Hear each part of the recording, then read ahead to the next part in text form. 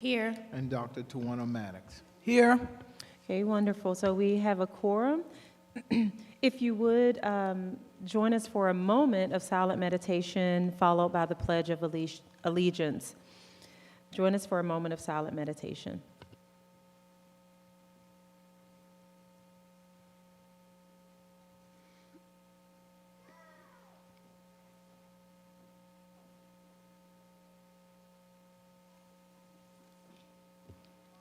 Thank you. If you're able, if you would stand with us for the pledge.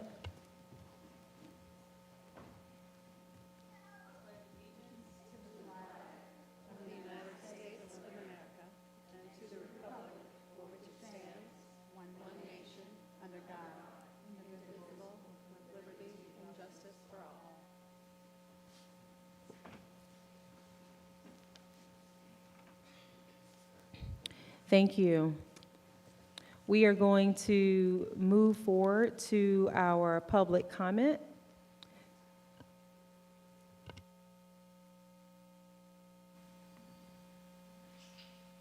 I apologize. Our recognitions and awards, Dr. Hooker. Yes, Dr. Moore, would you please come forth and recognize our recipients for tonight? Thank you, Dr. Hooker, and good evening, Dr. Gant, board members. We have a couple of recognitions this evening, and we'll go in a little bit different order. Our first is to recognize the 2022-2023 REACH Scholar Cohort.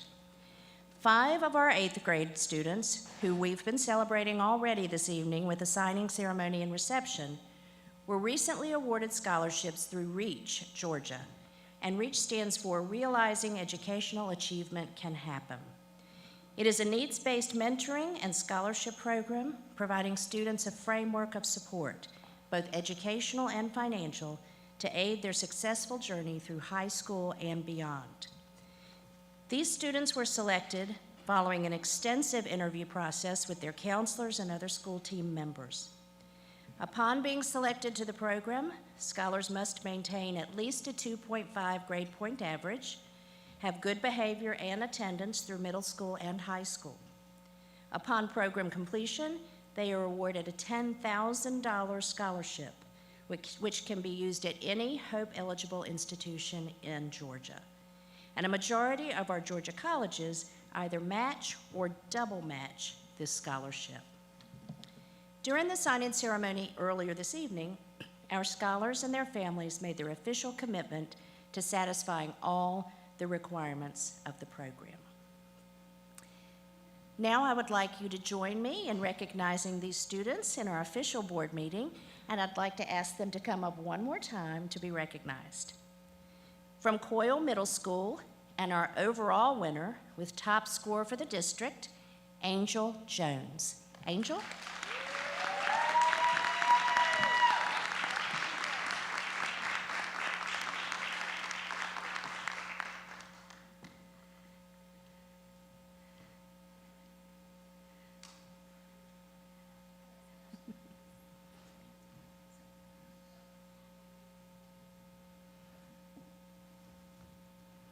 And our, yeah, please do. Also from Coyle Middle, Steve Kuntz. And Steve had to leave early because he has a basketball game tonight. So we can clap for him anyway. From Bernie Harris Lyons Middle School, Jaslyn Gonzalez Albaran.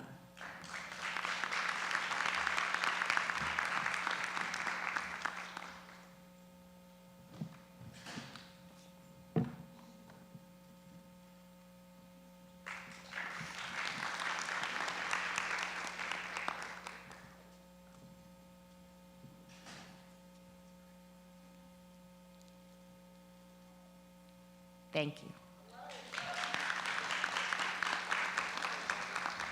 From Clark Middle, Mackenzie Moore.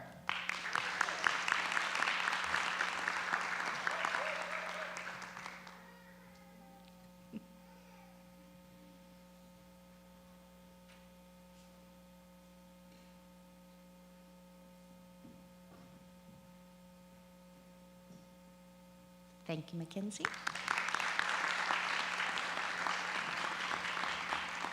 And finally, from Hillsman Middle, Carlos Ortega Martinez.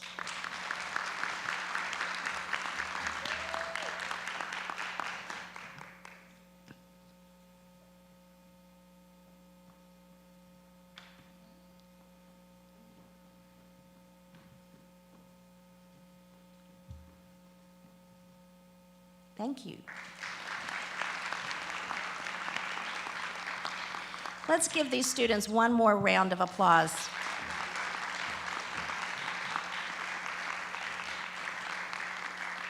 We'd also like to thank Tessa Barbazan, who is our REACH coordinator and responsible for putting tonight together and following this process through to fruition, and of course to all the sponsors who make this possible. If you're interested in sponsoring, please let Tessa know.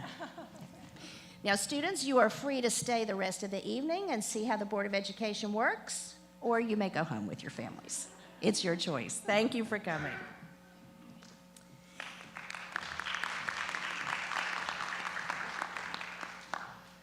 Next, we have our Employee of the Month for December.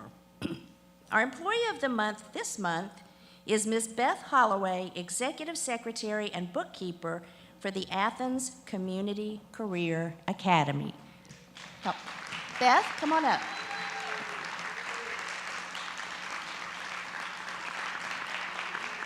Let me just stand up here. Now, Beth, we're going to embarrass you for a few minutes, so bear with us, okay? And then I'm going to ask you all to come down and have your picture taken with her. Ms. Holliday has been with ACCA and CCSD since August 2013. She was nominated by several of her colleagues who agree that she is the person who keeps the Career Academy functioning smoothly with incredible attention to detail and always with a smile on her face, as you can see. One of her colleagues writes, "Go see Ms. Holliday, who knows everything and is the nicest and most helpful person you will ever meet." This is what I tell our students. Once the students work with Ms. Holliday, they completely agree. Ms. Holliday is the rock that grounds this building and has kept the continuity through leadership changes. She is ever upbeat, helpful, and positive. She holds all the institutional knowledge of ACCA. And I will tell you, when we surprised her this morning, they did admit she had to come in a little late this morning and they didn't know how to turn the lights on properly. So I think that is true. ACCA CEO Mr. Wesley Molina writes, "While her title may say secretary and bookkeeper, that does not come close to capturing what she does or means to the students and staff at ACCA."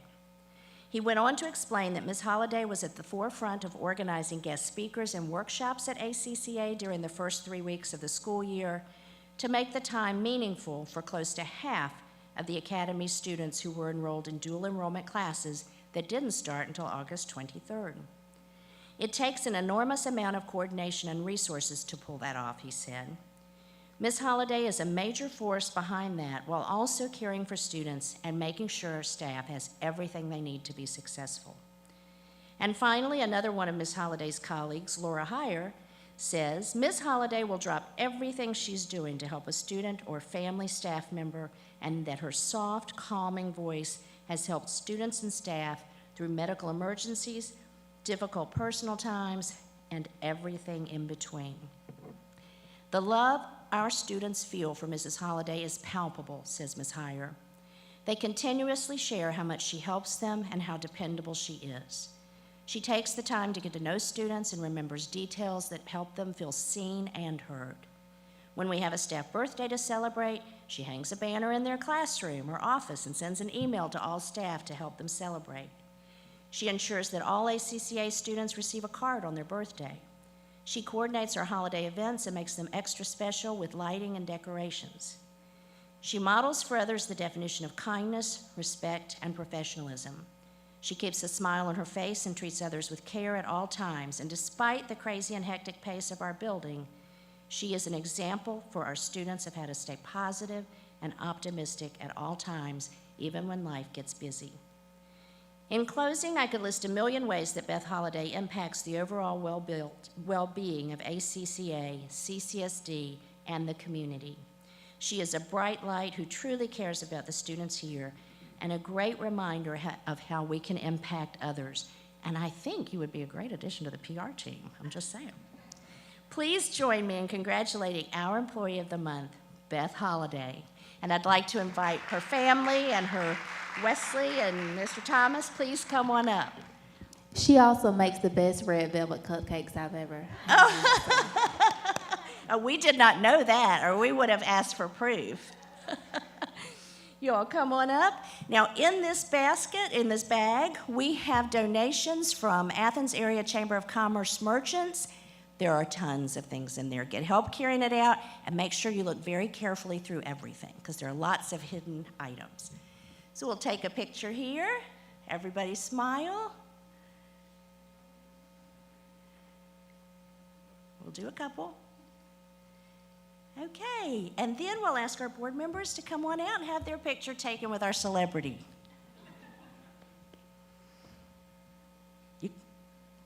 You can stay there if you, oh yeah, you're gonna, yes, you may. I told you it was heavy. I know. You may have some things in there. All right, everybody get where you can be seen. Don't be shy. There you go. There you go. All right, look this way. Wonderful, thank you. And let's give Ms. Holliday one more round. And Dr. Hooker, I'll ask Dr. Maddox, Dr. Dykeman, and Dr. Hooker to stay up here, if you will, please. Dr. Dykeman, yes. All right, finally tonight, we'd like to recognize our 2 outgoing board members whose last scheduled meeting is tonight and whose terms expire December 31st. I know, it's bittersweet, right? From District 5, we have Dr. Kara Dykeman, and from District 9, Dr. Tawana Maddox. Dr. Dykeman and Dr. Maddox are rolling off the board, having completed their terms. Now stand up there so we can take some pictures. We would like to thank both of you for your tireless and dedicated service to our students, staff, and community. Thank you so much for all you've done, and we hope that you won't be a stranger.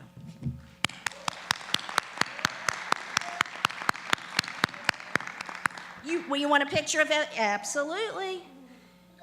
Absolutely.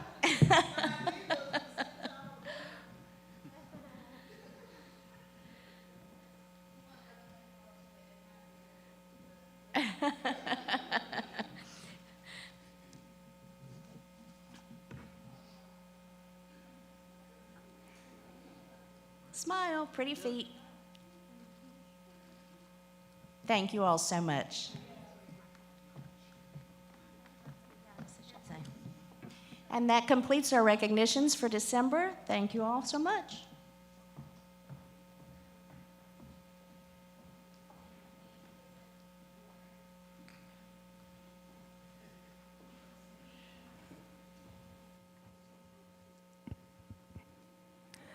All right, thank you very much, and congratulations to all of our awardees.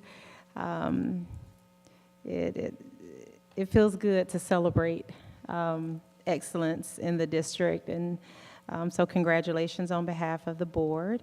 As a part of this board member recognition, we combine the announcements, board member celebrations and announcements into this, so I'm just going to open the floor for any announcements from board members, and I'll start at the end with you, Dr. Maddox. Okay, announcements.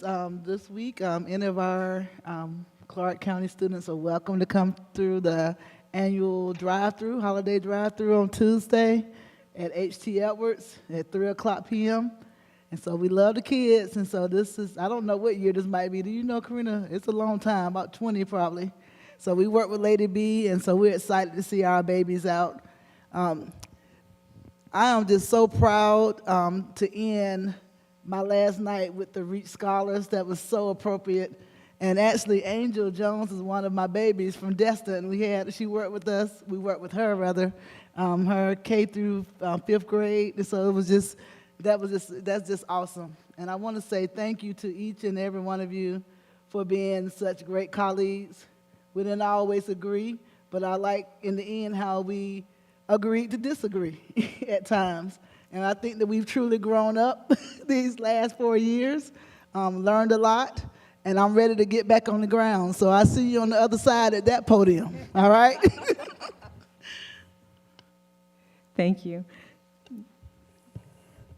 I'll just echo a little bit of what Dr. Maddox said. I am very thankful for this experience, although it has had its many ups and downs. But I do really feel like we are in such a better place now than when we started, and I will always be proud to have been part of this group of amazing women. I know it wasn't always all women, but I think it's pretty awesome, and so as Dr. Maddox also said, I don't know that this will happen again or when this will happen again, but I'm very proud to have been a part of it, so thank you. Thank you, Dr. Dykeman.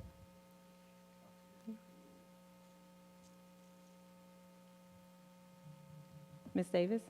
Any? No? Okay. All right. Oh, okay. Did I not shake my head now? Oh, okay. No? Okay, that's okay. Ms. Gallagher? Okay, wait a minute. My mic is on, so I'll do this. I do want to say that I have recently really gotten engaged with our Boots on the Ground group again. And so I had the joy of working with CYDO, CCSD, 4th and 5th grade Youth Basketball League. And they had their very first game this past Saturday. So they've had a challenge teaching me the language and the lingo.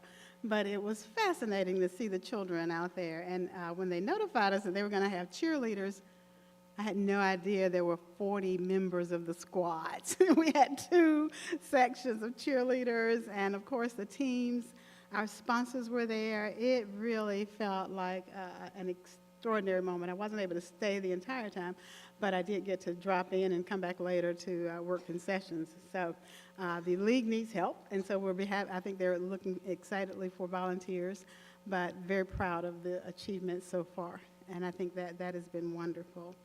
I got a chance to go to, okay, I'm going to call the wrong class, I think. I'll save that for January's report. Yeah, that's what I'll do. Save that one for January. Thank you. Okay. Thank you, Ms. Davis. Ms. Gallagher? Okay. So I have decided to resign from the board to run for the recently vacated District 2 Commission seat. I can only hope that I've made a positive impact on this board and CCSD in my brief time as the District 2 representative. Thank you for allowing me the space and opportunity to ask all of my questions, to be my authentic self, and to grow with you as a team. This has definitely been a one-of-a-kind experience. To students, the only dumb question is the one not asked. Show up, speak up, even if your voice shakes. Your voice, thoughts, and ideas are important. Adults don't know everything. We need to hear from you. To our underpaid essential workers, organize, set a vision, set a time frame, see it through. To adults responsible for the care of children, you have more power and influence than this entire board. Use it. Organize, set the expectation, establish your accountability measures for the district and yourselves, see it through. Board colleagues, I personally believe that as a board, we should set our own exemplary board standards, exceed those standards, and set higher standards. My one request for the board is that we trust but verify. You do not have to get into operations to hold our district accountable to the children we are charged with educating. Nothing changes if nothing changes. If institutions can build jail cells based on third-grade reading scores, there is no reason we should avoid evaluating our superintendent on reading scores, on reading levels.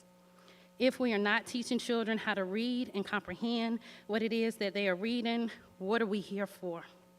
We have one job: literacy.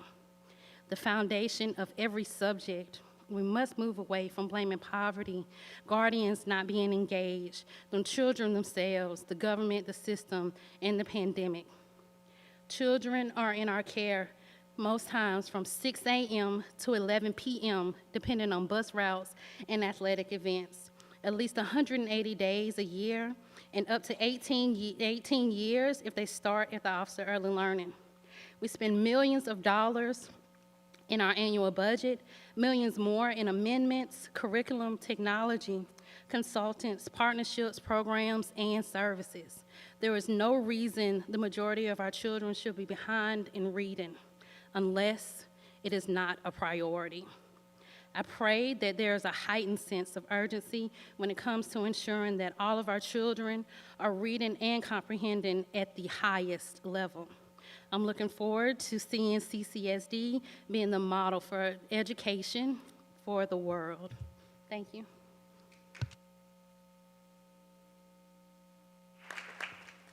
Thank you, Ms. Gallagher. No? All right, I'll take my few minutes here, but also I do have a president's report, but I just want to announce a couple of things.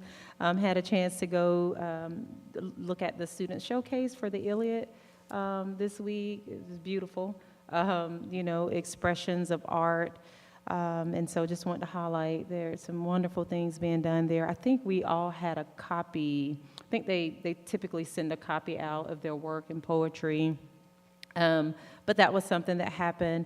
Also, I do want to say thank you for the basketball league for fifth graders, fourth and fifth graders. I've said a few times that, you know, like students are not just, you know, they're whole people. Right. And so being able to engage them where they are, I think is wonderful when we can build activities that draw students and help them build character, all of the things that are critically important.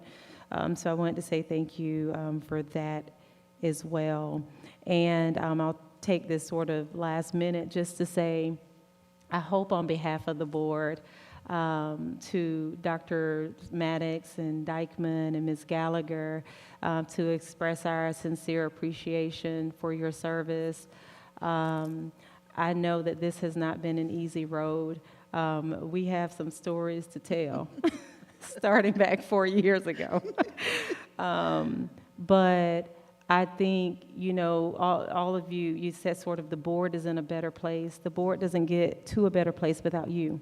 And so you have each contributed to that significantly, be it through your passion and advocacy for children, be it for your willingness to be able to see things from both sides, be it from helping the board keep the main thing as priority, and the sobering reality that we are charged with taking care of children, the whole child.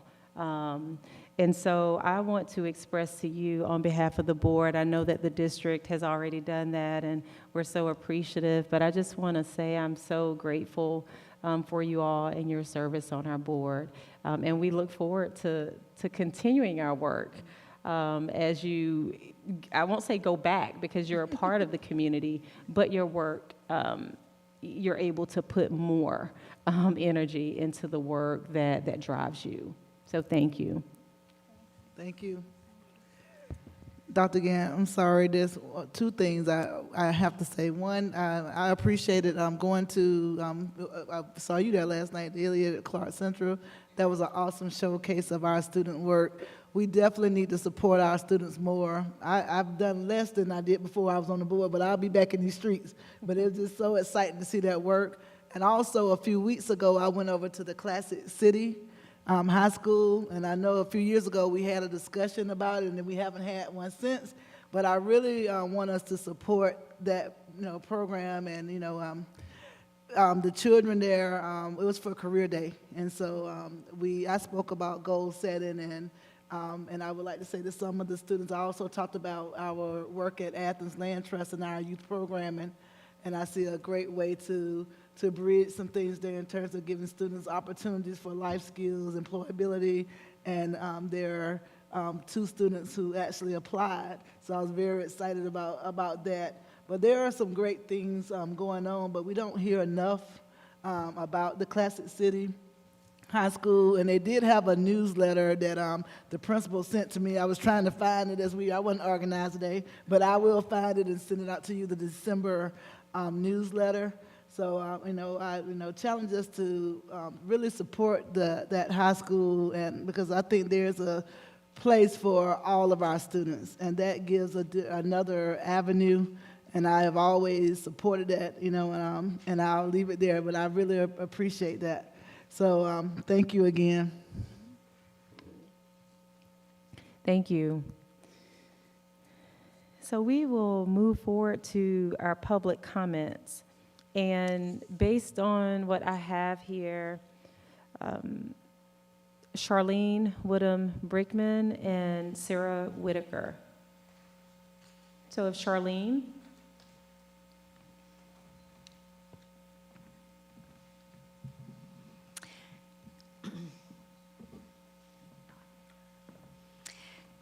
Good evening, Dr. Hooker, Board of Education members, and concerned citizens. I am Dr. Charlene Woodham-Brickman.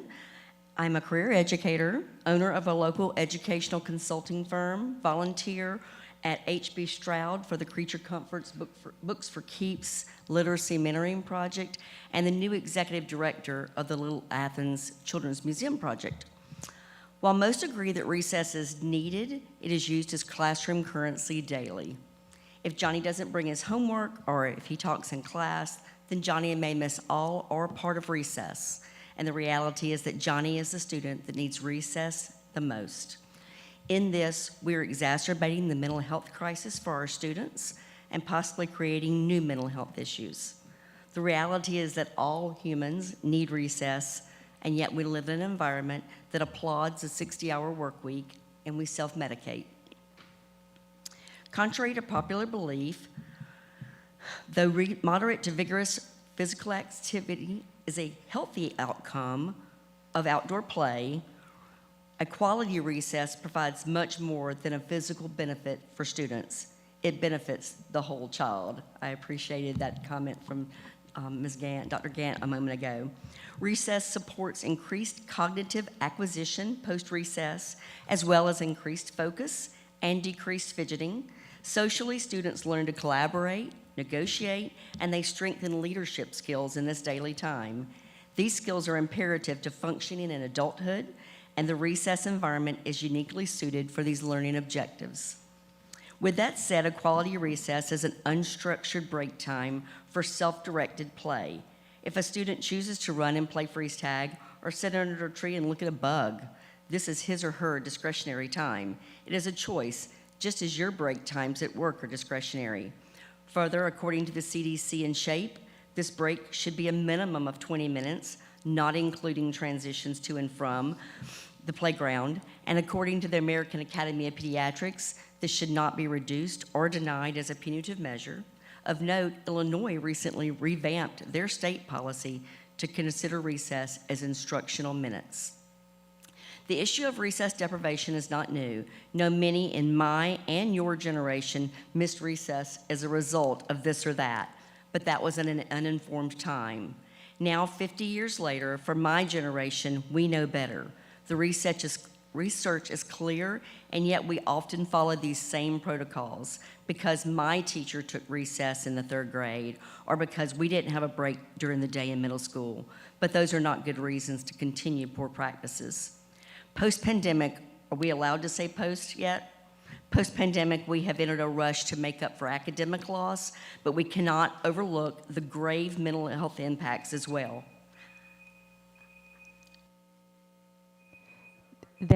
Yes. You can finish your sentence. Okay. Yes, ma'am. I challenge you as the guardians of our students to enact a strongly worded policy, communicate a commitment for policy implementation, and go a step further and provide professional development in social emotional learning for our district personnel. Recess is not negotiable. It's a right. The students are counting on you. Thank you. And this is from the October the 10th Atlanta Journal-Constitution for youth suicide rates. Thank you. Thank you. Sarah Whitaker.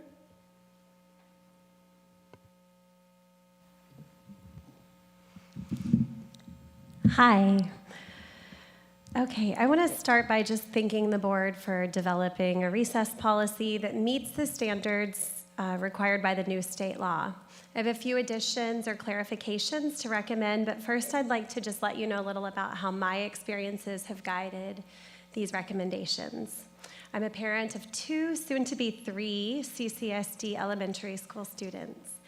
As I write this, one is in the dentist chair, reporting that her 2 favorite subjects are math and recess. After a year of virtual school, there's nothing that brings more appreciation for public school than to hear my children sharing their love of school. It's no small thing for a school to invest in joy. I have devoted my professional career to teacher education. I develop and facilitate programs that promote social, emotional, and relational well-being. Recess, as a time for movement and socialization, is a critical component of social, emotional, and relational well-being. Providing a recess of an adequate length and quality can reasonably be expected to improve academic performance. The cognitive benefits of recess are due in part to exercise, sunshine, and fresh air, but they're also due to the simple fact that children who are happier at school perform better at school. It's important to note that recess has inherent value like this outside of its academic benefits. I'm also the founder and executive director of an outdoor education nonprofit which promotes children's right to free play outdoors.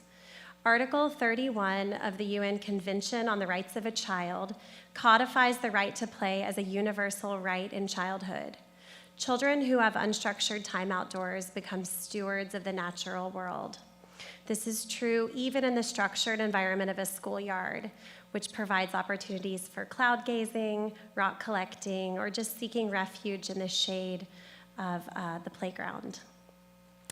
Free play outside builds resilience, stimulates creativity, offers a complex sensory experience, and should be viewed as a meaningful part of the elementary school curriculum and not an inconvenient interruption.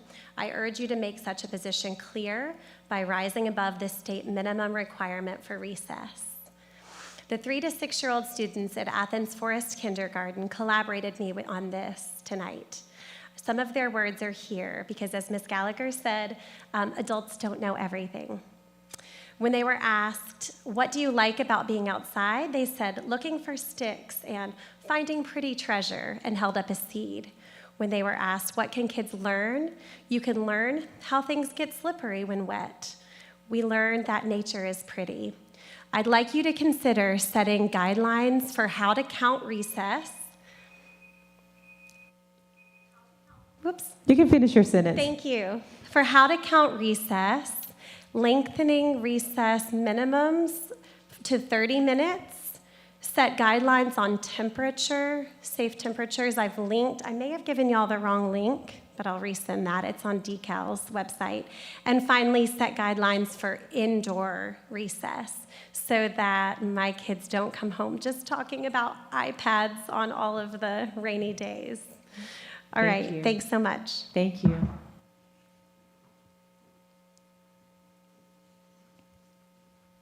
All right, thank you for your public comment and your engagement and certainly your advocacy for recess. We are going to move to item 4. This is to amend and or adopt the agenda. The floor is open. I'd like to make a motion to amend the agenda for item 10, which is approving the 2023-24 calendar and the 2024-25 calendar, to split them into 2 separate items, 10A and 10B.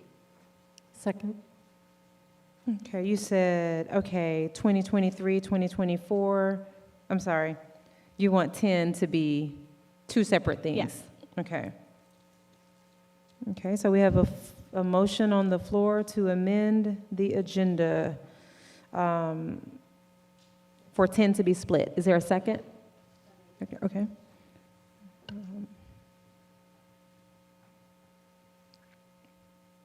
All right, any further discussion, questions?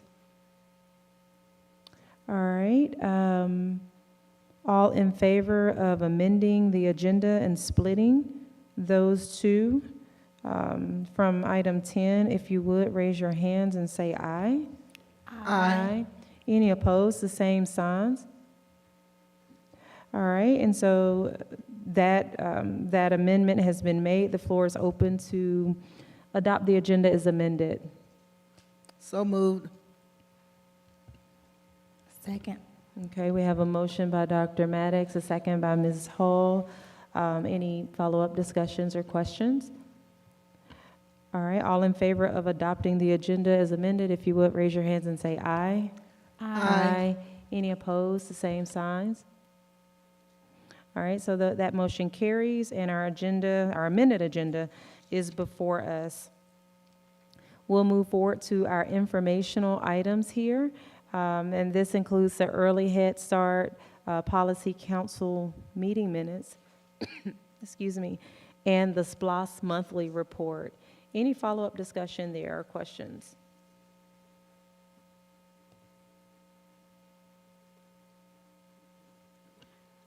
Dr. Gant, I do want to say, is Karen here? Yes, hi. Okay, so I really like there was one particular thing that I found in your standards there around the care of our preschool teachers that I would love, if you didn't get a chance to follow the links and read that document, it would be great if you could pull that out and send it to us, because I think it would be something that we could look at in terms of maybe a board resolution on standards of what we would want to see for care of our teachers as well.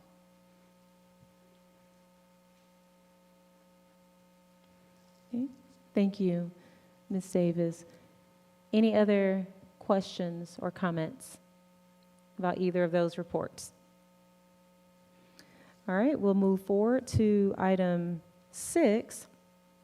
And these are our board and community reports here. We have the community oversight and SPLOS report. And I don't have anything under the School Boards Association, but we'll talk a little bit in the president's report about stuff related to the Georgia School Board Association. But any questions about the community oversight SPLOS report?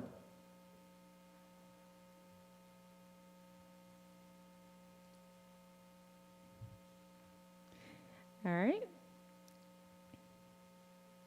Okay, we will, whoops. All right, we'll move forward to number 7. These are advisory board reports. And here we have, like if you, inside of that PDF, we have our committee and council updates. Any follow-up conversations or questions about any of those reports? It was from the Superintendent Student Advisory Council, and then the Teacher Advisory Board meeting, and then that Board Advisory Committee and the Parent Advisory Board. I know with the Board Advisory Committee, we also said that we wanted to be sure that, you know, we talk a little bit about that and be sure that we have those notes. And I'm trying to remember, actually, as I'm speaking, they met virtually. I couldn't attend. We had Ms. Gallagher, it was you and Dr. Maddox, right? Okay, that attended. Have those notes, okay, they have been sent. Okay, sorry. And so any questions about any of these reports? These, I don't know where the notes are, actually. I can't remember. I overlooked So I that. think Madam Chairman, I believe those notes were pretty. I didn't, I thought that there was a written report somewhere, and I missed it, so yeah, maybe I'll go back and look at the November meeting. It was so short. Okay. Meeting. All right. And so you can check with Ms. Gallagher as far as the board advisory. No Dr. worries. Yeager. Can I Thank just ask a question about the Parent Advisory Board, which has been inactive as far as I know? Is there any support from the district to getting that reactivated? Are we waiting for a hero to step up? No, we're not waiting on a hero to step up. I'm in the process of meeting with Mr. Omar Reed. He has asked to be on my calendar so that we can set dates for those meetings. Great. And we will start those again. Awesome. Thank you.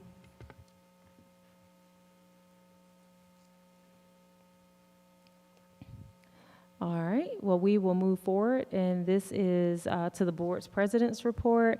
And as you can see there is one item under there, but there are actually a few items that I wanted to mention. One, so I'm going to go out of order just a little bit because I think that other things may take less time. One is there are a few people, our board colleagues, that were able, along with Dr. Hooker, to attend the Georgia School Boards Association conference. I think it was 2 weeks ago. All of my weeks are running together. And then that following week, there were board members that were able to attend the Q sessions at different times according to different interests. But overall, I think it was a great experience to be able to go and hear from other districts. You sort of see that you're struggling with some of the same things. And it's particularly, to me, it was particularly, I think, beneficial to hear from school boards from large systems, and particularly those that are in urban areas, serving a lot of just sort of large marginalized populations and students of color. And so very good conference. But I do want to open the floor in case others wanted to share anything from those conferences. Don't feel pressure, but wanted to just open the floor for that. I don't think It we was do a great opportunity to go to both, but I especially enjoyed the CUBE conference in Miami. A lot of inspiring speakers, and we did have the opportunity to meet with one of the keynote speakers who totally had me on fire. I'm still on fire after listening to him, Mr. Micah Ali. He's also a Fox commentator, and we actually was just sitting down and had the opportunity to get up and meet up with him, and he just really poured into us as he's a 30-year veteran school board member. And as Dr. Gant stated, what we found most is that we're not on an island, so there different school boards are doing things in different ways. So it was encouraging to hear the way people are moving through their systems. I particularly like the track on literacy. I guess you would guess that, huh? And there's a lot of talk about the science of reading. And so I am interested to speak with some of our reading specialists here to see, where, what the district's thoughts are, or, are they looking in that direction? I know that there was a presentation and there was a board group, a lot of people from Mississippi, and then another, what was the other area, Karina? It was another group that's actually using that, and they had some very serious improvements in their data. And I know you can always have a thing over here, a thing over there, but I've also been taking some workshops from the Cox Learning Center for our daycare stuff, and I noticed that the science, there's a lot of work being done, and the science of reading. So I was very intrigued by those literacy workshops. So I do thank the district for allowing us to go, and I do suggest that if you all can go together to workshops, it's a very good bonding experience. So consider that next year and sign up. I just want to say thank you to my colleagues. I don't know how I stumbled on the conference last year, but I remember leaving feeling empowered, and just hearing you all take that so seriously and so near and dear and go and investigate and get the good information and bring it back. It's just amazing. I hate I couldn't go this year, but I think the conference, the CUBE conference specifically, is so powerful, and I would ask that as we move forward with GSBA, I know that we have kind of split with NSBA, but if there can be discussions around making sure that we can still have at least access to be able to attend that conference, I think it's extremely powerful, especially for our demographic of the students that we serve. And I just want to do, I can't believe I'm shouting out, GSBA, whoa, that was an amazing conference this year. I went to the pre-conference finance workshop, and I shared with you Dr. Smith's handout, which was absolutely excellent. And so, and I'm not ashamed to say this is like my 4th time going to a finance workshop, but I finally put the pieces all together now, and he was so very patient in doing that, but he's also willing to come and put those pieces all together for us. But I'm most impressed with two parts of his presentation, and he is retired now as a school superintendent, but he did offer his report that he shared with his board about things that his board cared about and how he sent that monthly report out. That would definitely keep us and the public abreast of everything that's happening in the district. And I know we have a dashboard already, and I haven't had time yet to compare that report to the dashboard, but I know our district has taken long strides in making that happen. I think what I also recognized once again is that people are getting awards for things that we do well every day, and our name was not submitted. And so I don't know how we get that moving, but I think that it is so important that we recognize that I was so disappointed that people were standing up and walking up and receiving awards, and I'm like, they do that over here. They do that. It's like, come on, guys. We have really got to get together around making sure we get recognition for the things that we do well and the things that we need to improve on. Well, let's just work hard to make sure that those things happen as well. I think it all ties together. So thank you. It was a great convention. That wasn't the only part that was good, but I'll stop there because there are probably other people that went that might want to share some additional things. Yeah, one thing I really took away from the whole thing, I missed the workshops, which I really regretted. I just missed the whole boat on that. I don't know why I missed that email. But one of the biggest takeaways was the student advisory board, and I can't remember the name, what their acronym is. YAC, right. The youth advisory council. That was probably the most powerful thing, and we've kind of sent some text messages back and forth, those of us that were there, about the importance of listening to the students, but I think that's something I really wish we would focus on. And I noticed that we have the Superintendent Student Advisory Council, but even getting into individual schools, because each individual school has their own issues, and we need boards or councils at each of the schools that maybe could present us or we could kind of talk to see what the students need. That was probably my biggest takeaway. It was really incredible to listen to what those students had to say. So I went to the CUBE conference, and I thought Tawana was going to say it. One of the resources that was shared in one of the literacy tracks was a podcast called Sold, S-O-L-D, A Story. And I think it was a pretty powerful podcast. It's like 5 or 6 episodes, about 45 minutes each. And of course, I went and did some research. After I listened to the podcast, there are so many things that we could be doing. So if y'all haven't listened to that podcast, it's called Sold a Story. Check it out. I think I sent it out, but yeah, you should listen to it. It's awesome. Thank you for sharing, and again, thank you for the opportunity and helping us get there, Ms. Palmer, especially to the one that was out of town. I know that sort of shifted a bit, and related to that, another announcement I had under the President's report is that the NSBA conference, as well as COSPA, which is sort of the newer conference of the states that ended up breaking away from NSBA, those are both in April, and they overlap a bit, so it's no way to really attend both, but just wanted to, I think I shared that information, and you all probably are getting that information as well. But that is something that I wanted to put on your radar. The first 3 years really were, we didn't get a chance as a board really to explore professional development. I think we did, but it was really out of need, right? And so these are just some opportunities that I wanted to put on your radar. We got to meet people there from other board members, but also from districts. And so I wanted to put that on your radar as well, if that's something you're interested in. 2 more things I wanted to mention, and this is sort of a development since we met last. Ms. Gallagher did notify the board of her resignation, and what that means is that we will need to fill the District 2 seat. I would love to see us fill that seat as expeditiously as possible.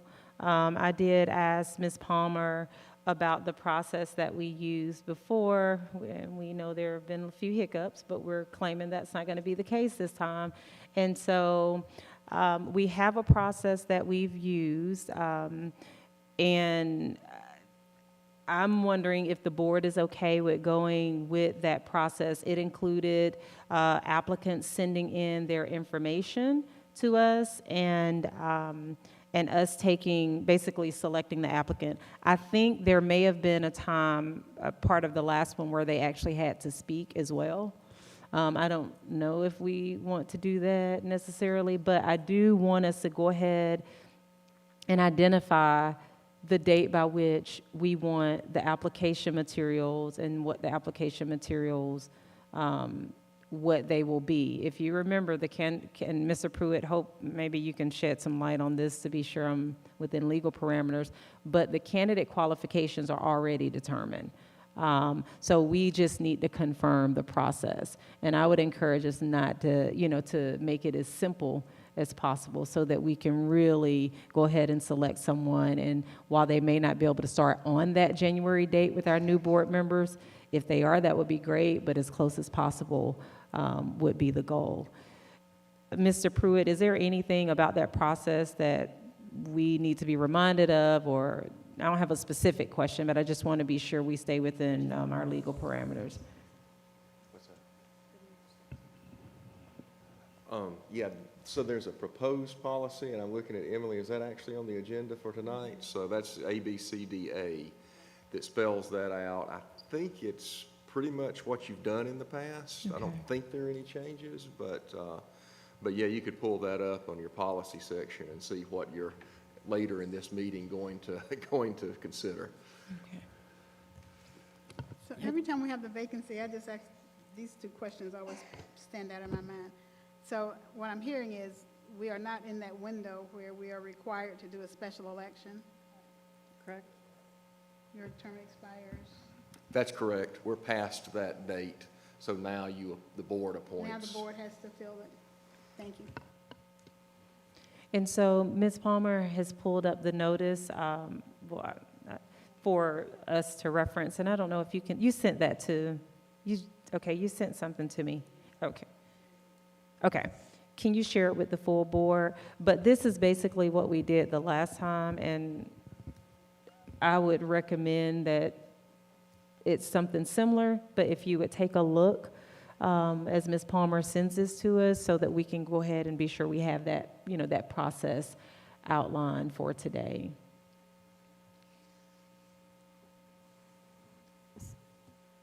So I would just say that the new policy that we will approve tonight, and it becomes the policy if we approve it, is a little more specific than what we had before. That was the point of putting it together. So, and it describes the process, and it has more of a, if there's more than 3 people, then we each get to look at them and invite them to interview. It's an interview rather than a recording. Okay. Or a letter. I think it was the interview process that was more specific. And anyone who applies, if they have a certain number of board members requesting them to be interviewed, is interviewed. There's no narrowing down by one person. The whole board chooses who the interviews are. Okay. Mm-hmm. Yeah, oh yeah, way back at the beginning, there's make an ad, and then there's 2 weeks at least. So I think it's pretty clear. Okay. And I suggest we follow it. Okay. And so assuming that policy passes, we will put this notice out.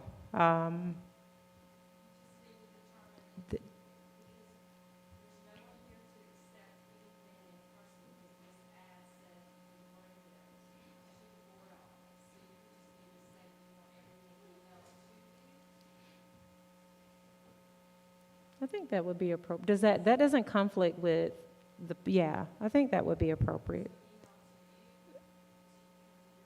Can it come to yours, Ms. Palmer? The last time because when they delivered they delivered it to you, right?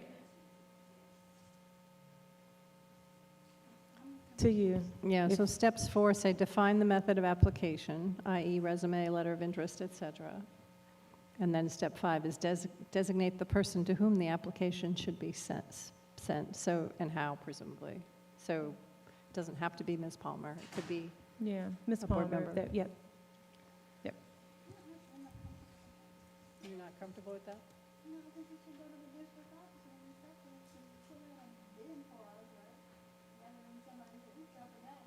Can you speak in your mic, Ms. Davis?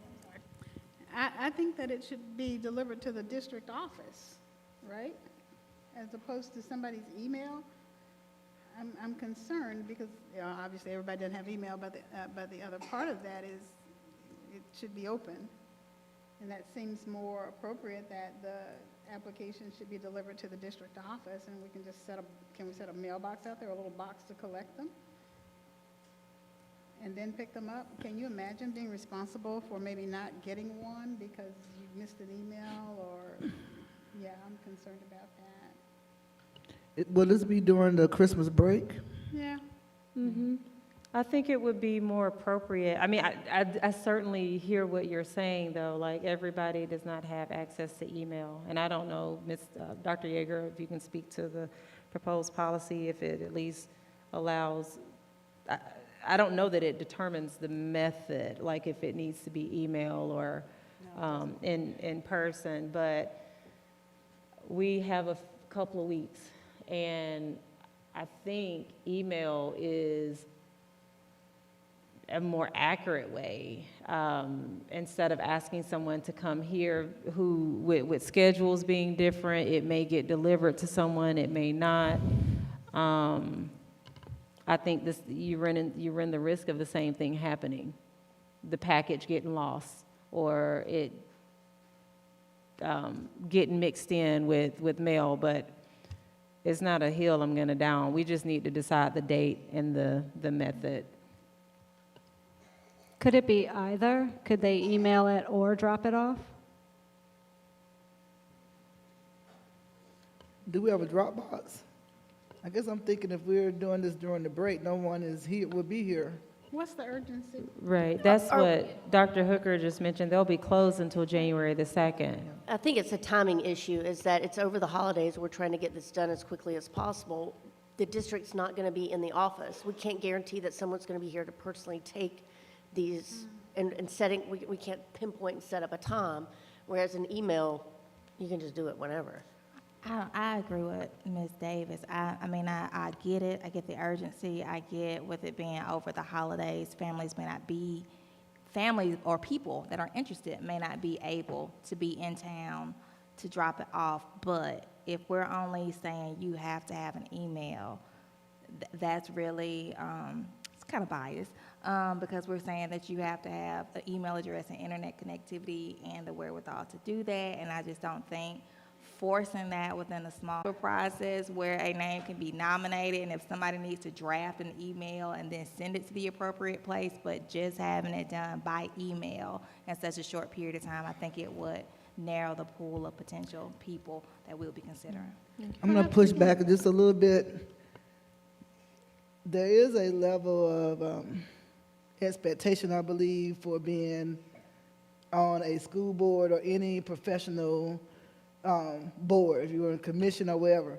You cannot do this work without, the expectation of having access. Mm-hmm. So I don't think it's anything having to do with a bias. It's just that, just like with any job you apply for, there's a level of expectation. And so I do believe, like, using email, that is one.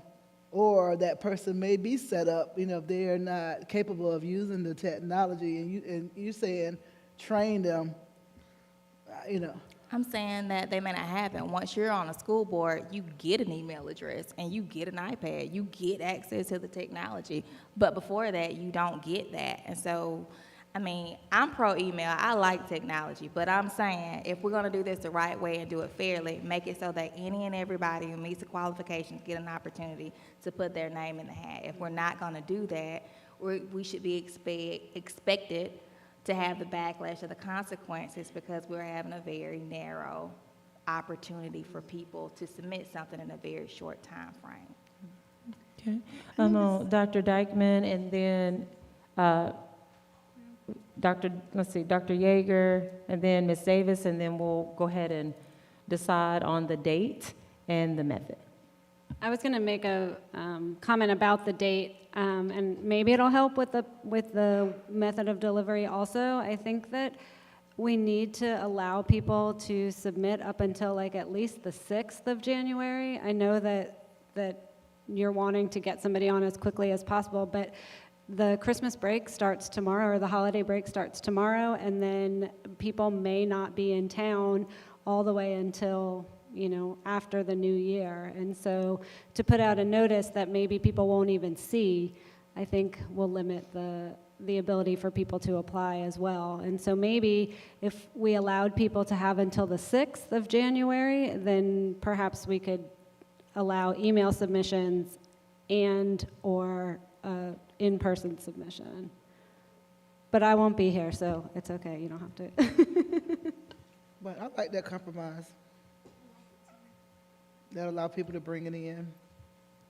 And it'll still give everybody opportunity to go through the new board member orientation with the new board members that'll be sworn in, right? I'm sorry, what was that, Ms. Hall?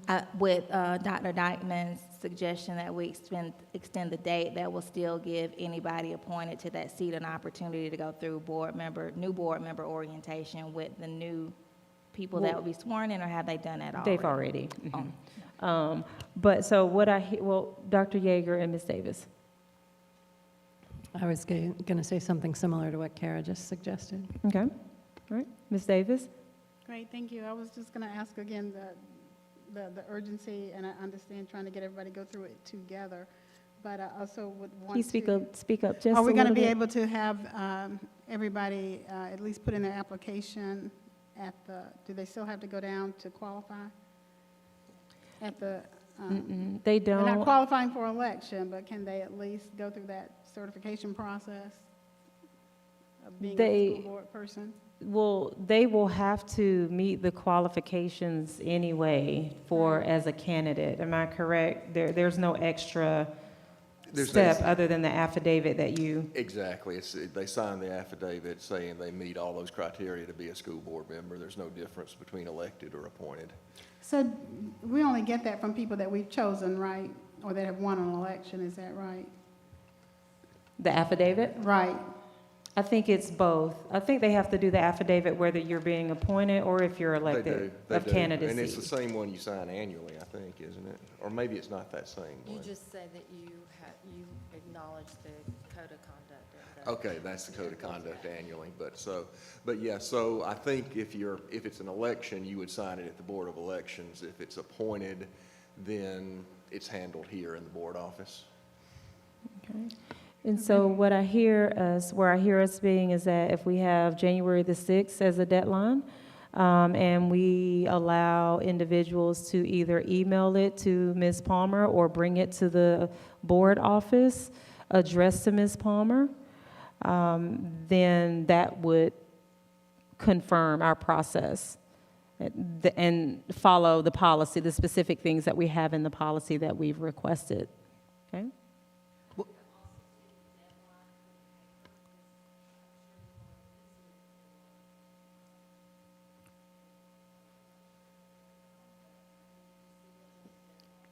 Okay, but either way, like even if it's like next week, we'll still meet that 2 week with January the 6th, right? Okay. So does anyone have any questions about that? January the 6th, individuals can email Ms. Palmer or they can bring the information to the district office. And then from there, once we get that or once we meet that deadline, of course, we can read the information as we're getting it. We'll follow that policy and select the person that will serve District 2. Well, let's say email through January the 5th and drop off only on January the 6th? Because she won't be here except for on January the 6th, right? You'll be back the 2nd. Sorry. We return on January the 2nd, so she'll be able to receive those from the 2nd through the 6th. Yes. yeah. So Okay. the 6th at close of business, as far as if you're dropping it off. Yeah. And then I would imagine by Time period would be the same. 11:59, I'm assuming that's still, if it's email, Yes, by close of business for email and mailing? Okay, yes. all right. All right. All right. Sorry this is taking so long. I know okay, so we got that settled. The last thing I wanted to have just a relatively brief discussion on is what is listed on here, and that is the discussion regarding renaming Alps Road and Chase Street Elementary. I mentioned last month that I would be moving forward and asking for the board's support. I will be sending out some additional information, some historical information. But I tried to seek guidance from our policy, and what I've learned is that our policy and the regulation, there are a couple of conflicts there as it relates to like who can give names. You know, there are differences there. And so I wanted to at least carve out time for discussion and answer any questions. And of course, I'll send more information. But my goal, I would love to have this as an action item in January, and that is to rename Alps Road Elementary after Betty Holston, and Chase Street Elementary after Johnny Burke. We know that there's a lot of history here as it relates to the integration of schools. I think I know Superintendent Woods was also critical during that time as he took the bold step and the risky step to make the determination that he was going to integrate schools. And I've spent some time with both women, and not just over the past few months, but technically, I think it may have been last year when I started looking up information and archives and board records. And what I've learned is that they are, of course, they're not the only people that were involved during that era. I think it was 67 or 68 when our schools were integrated. But they were among the first Black teachers in our schools. Betty Holston was at Alps Road for a year, and she taught out back, actually, in a shed. And Johnny Burke originally went to Alps, was told to report to Alps, and there was no room for her there. And so she ended up going to Chase. And so there's a lot of good information around our history, not just their history. There were other teachers that were involved during that year. I think one has since passed. I've tried to reach out to a couple others, but according to our policy, we can suggest or recommend 2 names during our term, and that's what I want to do. I do think there's community support. I think once we can get it on the agenda, then at that point would be the appropriate time to hear more from the community and what they think. If you reflect back last year, we attempted to recognize some of the individuals that were critical when it comes to contributing to education, and were a part of that integration era. And we never got the names. I think it may have been like 2 or 3 names. And so at that time, we decided just to pause with that. And so I'm passionate about this. I know it is a big, tall ask. I've been told it's a pretty big, tall, big ask. But I do think, I don't often engage in performative things. I know that there's nothing necessarily like inherent, by like renaming a facility or a room. But I do think this is an opportunity. Both of these individuals are still living. They are still here in Athens. And the district many years ago started down the path and did some wonderful celebrations of their work and others' work. And so that will be my ask. That's what I wanted to just carve out a little time for conversation. Of course, this is the start of that conversation, but I'm more than happy to also have individual conversations and share information that's been shared with me. I'm happy to go with you to the archives. Yeah, I just wanted to sort of hear your thoughts. Mr. Pruitt did say he was open to walking us through a process that would make sense since our policy and regs are a little bit out of order. And each time we've done this in the past, we've had to suspend our rules. But my goal is to try to stick as close as possible to a process. So any thoughts or questions about that, or any objections to having that on our January agenda? No objections here. I'm really proud of you for taking that bold step. I am proud that, these ladies are still, living. I know we really tried with the Hall of Fame to recommend, to acknowledge many more. But I am ecstatic about this, suggestion, and definitely will be supporting you from the other side.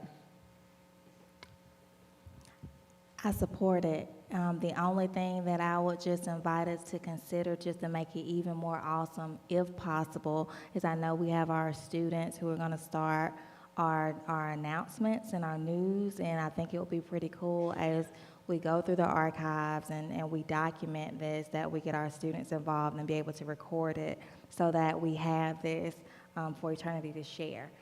The process, the archives, and it gets the students involved, and it's something that can be broadcast to our community. So I support it, and I look forward to seeing how we can involve our students in the process as well. My question was just a procedural question, and I guess that's something that Mr. Pruitt can talk to us about. So to get this on the January agenda, in the reg, it talks about a nomination period, and then it talks about a period of 30 days prior to adoption also. So it seems like there's two different periods of things. Is that right? Not only that, but the policy's totally different than the reg.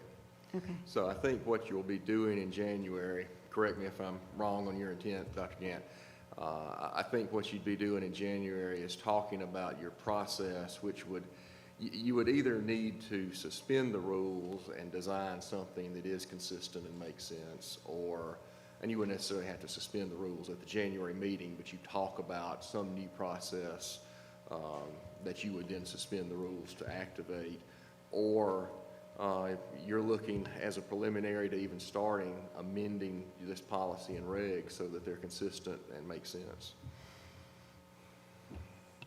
I know you want to stay, with the process, but please suspend the rules. So it's not dragged out. Yeah. So I'm looking at Emily.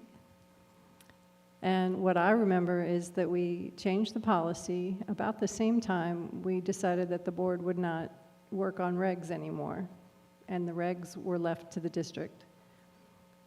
Maybe not, plus or minus a few months. But in any case, I don't remember working on the reg.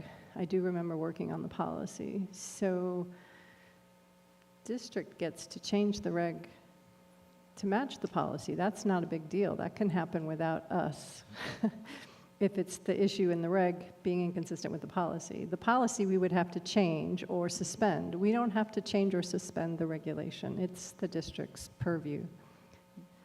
So I don't know whether Emily has time on her docket to look at that reg, but it can be modified without us. And I think it's twofold. I don't have it pulled up. I had it pulled up, but I think it's twofold, that the reg sort of conflicts with the policy, and then in the policy, there's a little bit of, not confusion, but like when you, like putting the names out there, and then the time that you wait, like do you, when we put it on the agenda, is that putting the names out there? And then, and so I think there was a few areas of clarification within the policy itself as Right. well. You see what I'm referencing? I'm looking at the Dr. Dyko? policy right now, and there is a nomination period that will not exceed 4 weeks. And during that nomination period, anybody can submit up to 2 names if they want to. And then the list of nominees has to be made public and placed on the table for 4 weeks. And so what that means, I guess what that would mean, the closest to that policy would be right now is the nomination period. And I'm asking if we, and I don't know that it goes cleanly with that policy, so we still may have to, we still may have to suspend the rules, but once it's on the agenda in January, to me, that would mean that we are putting those names out, like we've accepted that like we've accepted those 2 names for nomination. So you could open the nomination period today. It'll be open for no more than 4 weeks if on January 12th it's closed, and we then put the names on the table in January. Or you want a vote in January, or you want to put the names on the table tonight? I want to put the names on the table tonight. And vote in January. Mm-hmm. I think actually, if you're looking at the policy, so you have to have a nomination period that's followed by those nominees being put on the table for 4 weeks. Yeah. So your first step is to open the nomination period and define how long it's going to be. Could be 1 day. I suppose. I think the doesn't exceed idea 4 behind weeks. it, if I recall correctly, was that we would all be able to nominate names sort of at the same time. It wouldn't just come random. That we would have an annual period where we put forth these names, we discuss them, we prioritize, and it wouldn't just be, oh, I just thought of something in the middle of, random time. But, I mean, I don't have any problem with your nomination. You could open the nomination period right now and nominate. Sorry, I just had one other question. The first thing in the policy says that the notice of naming or renaming a facility will be given to the media for public information. So I don't know if that has to be done first. I guess my concern about voting on it in January is that I do feel like renaming a facility, like an entire building, feels like a bigger thing than a room or, and I think that trying to do it too quickly without getting more community input will not be received very well. So I don't want this to, stretch out for too long, but I do think that following this, having some sort of announcement that these buildings will be potentially renamed, and then having a nomination period, and then having those nominees out for people to make, what are they supposed to do? Just to consult with people, or I just think it would be helpful to have a little bit more time for community input. I guess input is the word I was looking for. I just want to clarify, when I was saying suspend the rules, I was meaning that process, that suspend the rules to get the nomination out there, but to have to continue with the 4 weeks. So I didn't mean to avoid community. I want to make sure I'm clear on that. Ms. Davis? Thank you. As a person who lived that period and that generation, it is coming up on the 60th anniversary of the desegregation of the schools in Clark County. There were 5 children that went to these schools as well.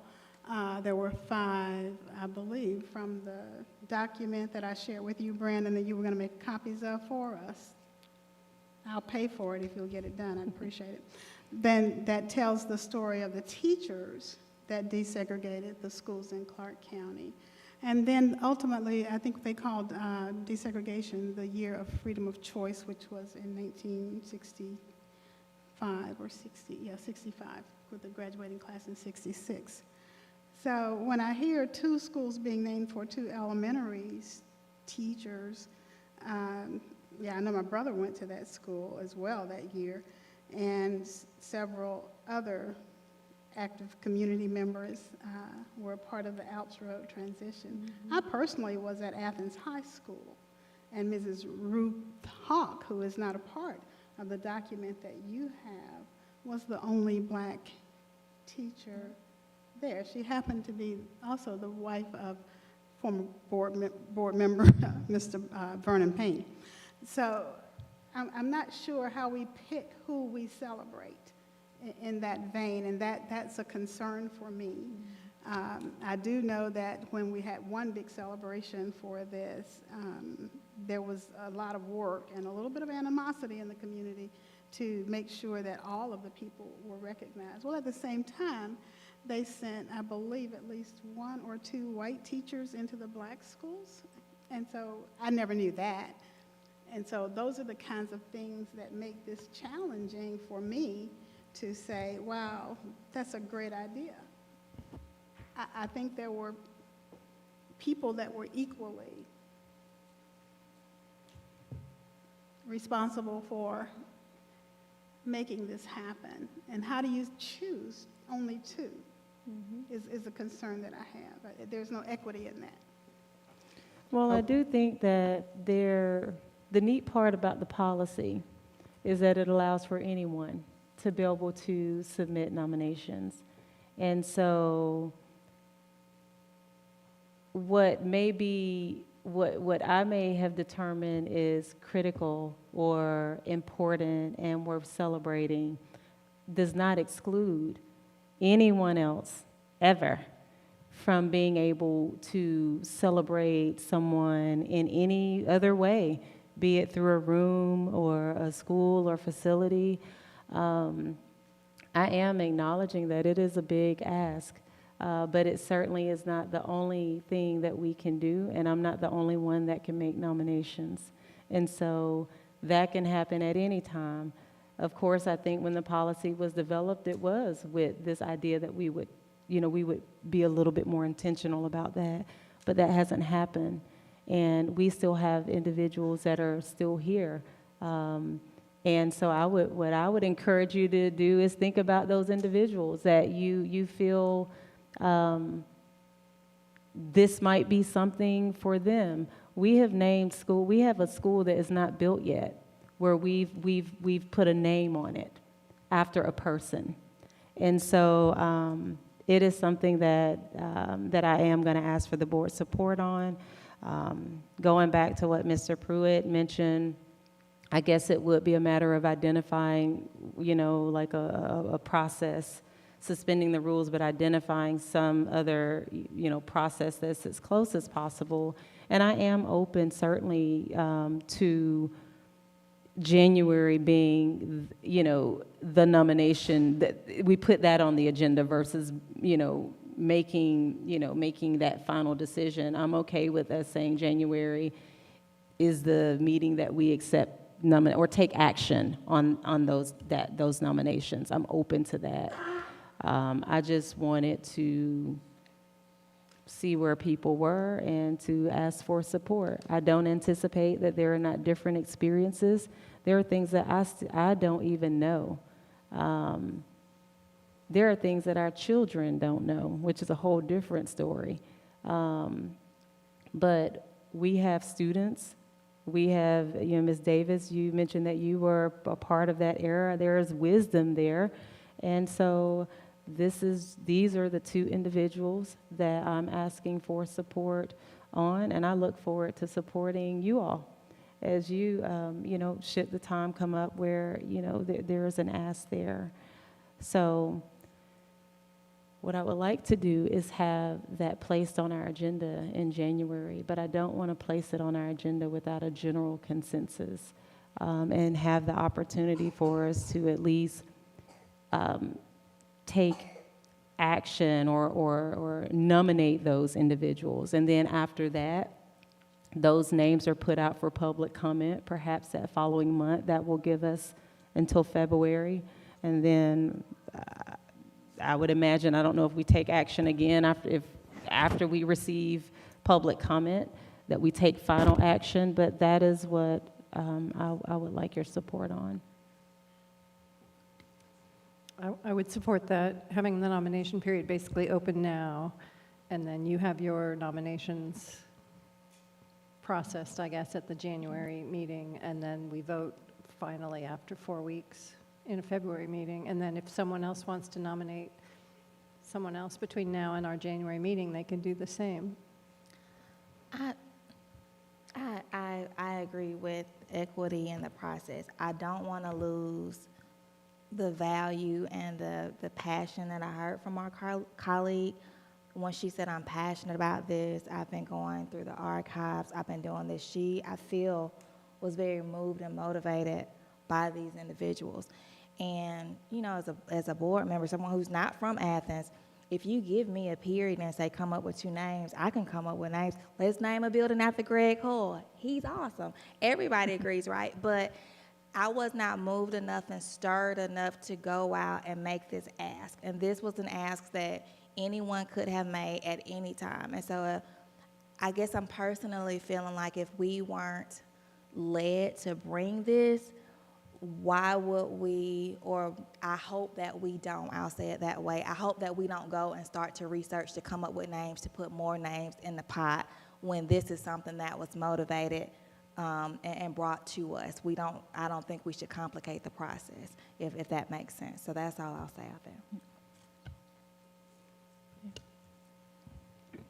I support that process too, and as far as notifying the public, is this something also that we can put a notice in to say that, and I know our policy doesn't say that, you know, community members can nominate people, but it does say board members can submit names after consultation with their constituents. So my thought was more, there might be constituents who are thinking about these things and might have input and might contact their board member to give input. And so I just want to make sure that people have the opportunity and know that this is something that might be happening, so that if they are thinking about that, they have a way to know. Not direct, but indirectly, I did send you all an email about 2 years ago, I think, from a class from Cedar Shows who did nominate, Coach Holston. They wanted the field house at Cedar Shows to be nominated. So people in the community are aware that they can nominate, and I did put that forward, but because I knew I already had 2, you know, I already had 2, I could not, you know, do that for them, but I did share that with you all, if you all will remember. So community members are aware. Hopefully, you know, they'll be more clear that they can talk to a board member if they have other names. And so what I have here as perhaps an alternative or a process is the nomination being,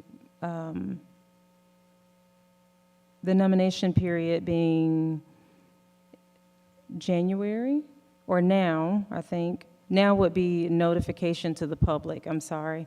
And then January would be taking action to accept those nominations. And then from there, it would be a 4-week period to hear from the board, the community.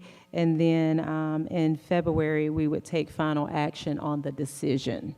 And then from there, I guess it would have to be, you know, the date and things like that would have to be determined. Is that the process that I'm hearing that you all would support? Mr. Pruitt, if we wanted to use that process, would we need to suspend the rules now, or that would just simply be in January when we take action on those names? Well, I think what you would have to do tonight, I mean, as I read this policy, the first determination by the board is that it's going to name a new facility or rename an existing facility. So I think you're going to have to amend the agenda with a 2/3 vote, because it's only on the agenda as a discussion item for tonight. If you're actually going to take action to start that process, I think you're going to have to amend the agenda to add it as an action item. Although we're not taking action until January, like on the names, we would still need to amend the agenda tonight? Well, I don't know how you start this process unless the board votes to start this process. Okay. I see. And that would be by 2/3 vote? Yes, ma'am. So I move that we, I move that we amend the agenda to open the nomination process to rename Chase and Alps Elementary Schools. Second. Okay. Follow-up discussion? Okay. All in favor of opening the nomination process to rename Chase and Alps, if you would raise your hands and say aye. Aye. Any opposed, the same signs? Was that a yay or? Oh, okay, I'm sorry. So that motion passes to suspend the rules and to accept this as the nomination, or the process. Well, you've amended the agenda, so now I think we need a vote to take action to start that process. And I think this motion is that you're going to open the nominations period from now until the I see. January Okay. meeting. Yeah. Okay. And so we amended the agenda. Now the floor is open for a motion to open the nomination period now. And then with January taking action on the names. And then once we take action, if that is favorable action, that 4-week for public input or support or what have you would take place. And then February, we would take final action to say yay or nay. So I move that we open we give notice of naming or renaming the Alps and Chase. Did you Second. already do that? Did you do that already? I think I did. I amended, no, you did it right. I amended it. You got it. You amended the agenda. Yeah. So And you now I opened it. move that we vote And to Dr. Maddox seconded. vote to open the nominations for naming Alps and Chase. And that will be until the January meeting date, correct? The It will be regular meeting date? Slightly less or the than work- 4 weeks from today. Yeah. Is it the regular meeting date or the work session? No, we have only one meeting in Oh, January. okay, sorry. So it'll be It's the January 19th. 12th. January 12th is our meeting. Wait, I'm sorry. When is our meeting? Is it? Oh, the 12th, okay. So yes, Mr. Pruitt, it would be the nomination period opening now, up until January the 12th, and that's where we would take action, and then the floor would, Yeah, and you wouldn't act, well, not necessarily an action, that's just where each board member would state their up to 2 names Oh, for okay. nominations, Okay. and then those will put out for 4 more weeks. Okay. All right. So we have a motion by Dr. Yeager. Second by Dr. Maddox. Any follow-up questions or concerns? Okay. All in favor of accept or approving the motion on the table with the nomination process opening now, and the nominations happening in January, and then that period of time being open, if you would, raise your hands and say aye. Aye. Any opposed, the same signs? All right, so that motion carries. Thank you all for your support. I know it took a while, and that president's report took a while, but I really do appreciate your support. Yes.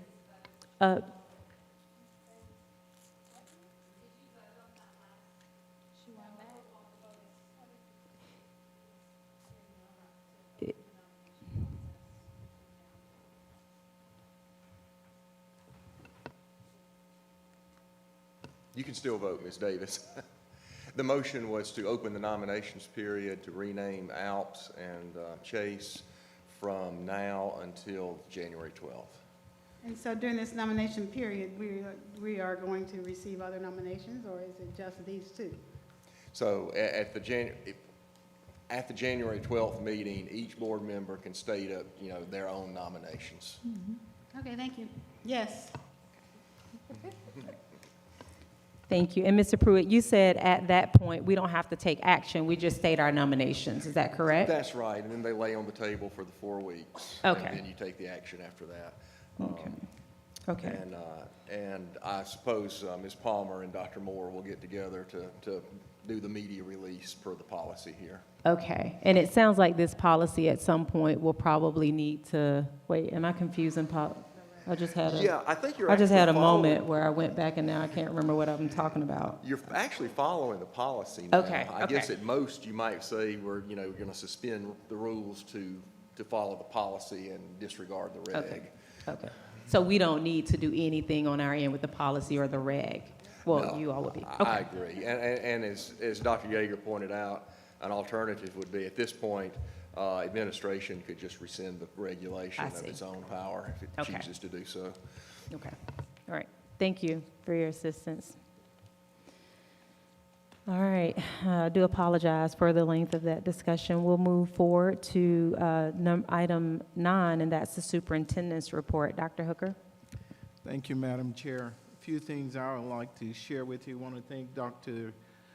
Dykeman, Dr. Maddox, and Ms. Gallagher for their service to the Board of Education. You've served your community faithfully, and for that, we're very appreciative.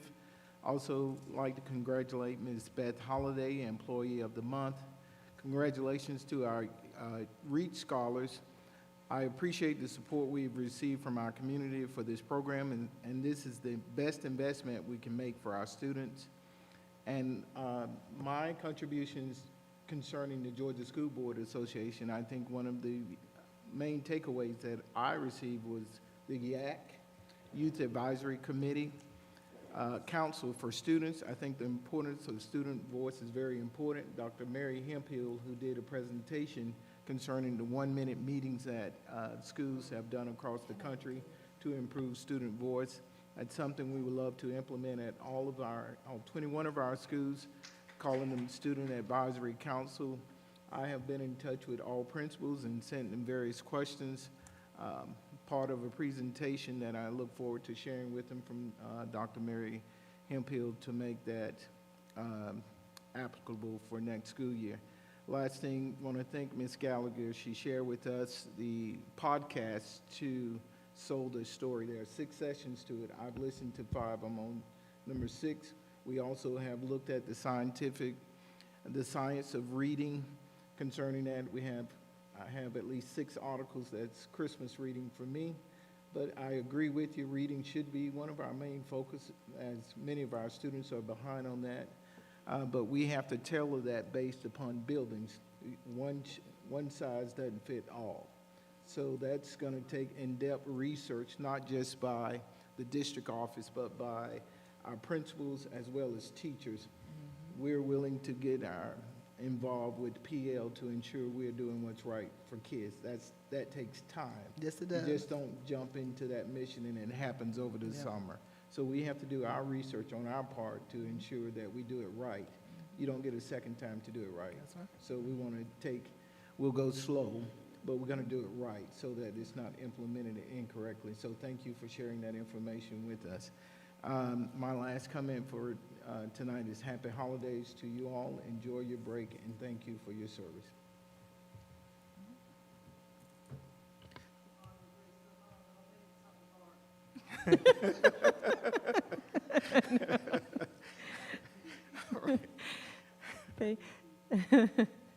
Thank you, Dr. Hooker, for your report. We are going to move forward to item 10, and these are our policies for board review.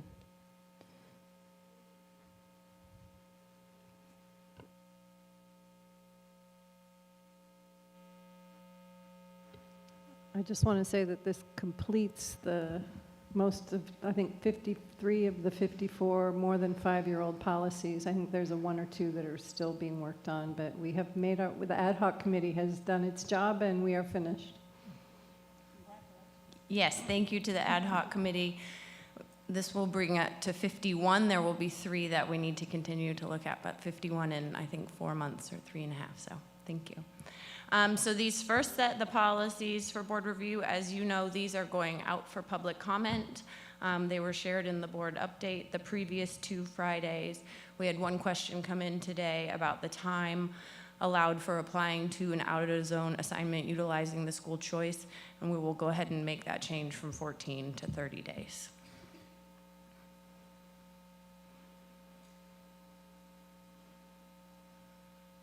And that's it. Those will go out for public comment tomorrow. So just to be clear, 1 through 7 will go out for public comment, right? Or am I confusing? All of the ones on this item will go out for public comment. Okay. So even the ones that we are recommending rescinding, they go out first? They do Okay. go out Okay. with a red header at the top that says we recommend rescinding Okay. this policy. Okay. Any follow-up questions before these move out to public comment? I confess I have not gone through all of these policies. I regret that. But I will, in the next week, have time to do that. Yes. So I'll email you. And they'll be back on the agenda in January. Thank you. And thank you all so much. That was some heavy lifting with that ad hoc committee. Ms. Bones, thank you. I know that was a lot we tossed out there to just get it done, and so thank you for that. Okay, moving forward to item 11, then if there are no questions about that, we have our items for approval. So these are a lot of different items. Of course, I think if we want to, bundle some of these, some of them not, but the floor is open. For item, let's take a look at, let's see, we have our work session minutes from the 3rd and our board meeting minutes from the 10th. Can I make a motion to approve 1 and 2 together? Second. That's right. So we have a motion by Dr. Yeager, a second by Ms. Hall. Any follow-up questions? Okay.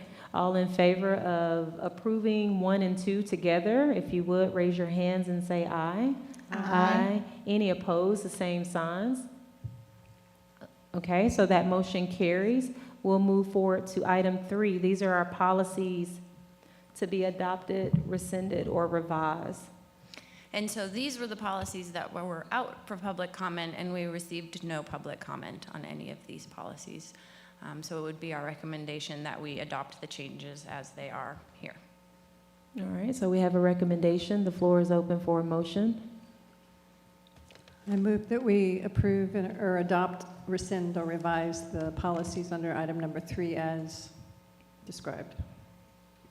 A second. How many policies is that? Okay, we have a 20. 8 plus 3 plus 9, so that's what?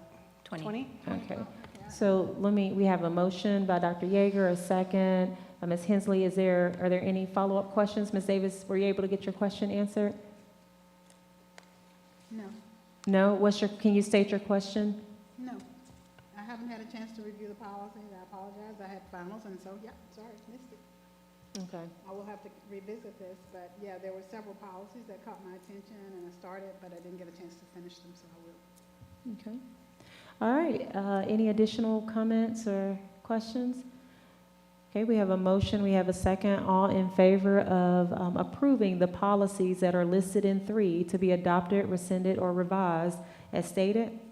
If you would, raise your hands and say aye. Aye. Any opposed? The same signs. Did you get everyone? Ms. Davis, was that a That's no? a no. No? Okay. All right.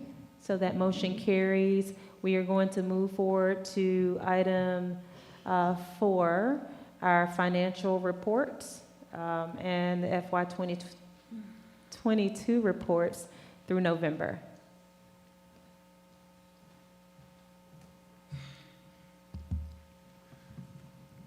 Good evening, Board. Ms. Davis, I just wanted to touch on your comment about Superintendent Smith. I've actually sat in on a couple of his presentations at GASBO, and a couple of the things that he had suggested that are actually you'll see in our financial reports are, pardon me? Good. Superintendent Smith. Mm-hmm. He wanted to make stuff stick out at you, so red bad, green good. So I've have anything that is kind of a negative trend in red, and then a positive trend in green. And I've done that for the last couple years, ever since sitting through one of his presentations. The other thing that he recommended was doing a monthly budget. So, I mean, you go up there and you look at our financial reports, and that's exactly what it is. We're anticipating what our revenues and expenses are each month, and then looking at what's actual, and then doing some analytical procedures and actually explaining why, as opposed to just saying, hey, board, here's a set of financial statements. Here's a balance sheet and our revenue expenditures. So I actually have learned a lot from him. So I guess that being said, if he does have a set of financial statements that he wants to share with you and you send them my way, I'll be glad to take a look at them. I will. Mm-hmm. So looking at our financials, typically at this point we would be looking at period 4, which would be through October, but since we're having one board meeting this month, we're actually going to be looking through period 5. So we were able to go through the end of November, so we're looking at not just through October, but we're going through period 5, which is the end of November. Revenue-wise, compared to what we anticipated being at, we're up $5.3 million, and that's strictly just due to the timing of when we've collected property taxes. We're at 91% of our property taxes, where in years past, we would have been behind this mark, and it could just be we received a tax deposit on Friday instead of a Saturday. So we really will be able to get better information and it be a little bit more accurate as we get into January and February and March. You can go to the next one. For our statement of expenditures, the top section covers our operational expenditures, and these are a little bit more challenging to predict which month these expenditures will occur.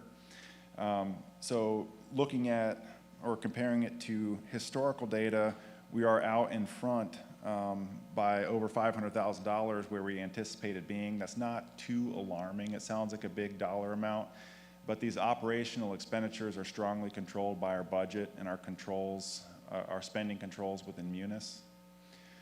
Down below, we have our salary and benefit actuals and kind of compare those to budget. Keep in mind that our salary and benefit, if that was over budget, that would be much more alarming to me because we can predict when salary and benefits are going to occur. So just on the opposite end, we have underspent or not spent about $500,000, I think it's $590,000 of anticipated salary and benefits. So when you combine those two, we are about $10,000 under the mark of where we anticipated being in terms of expenditures through period 5.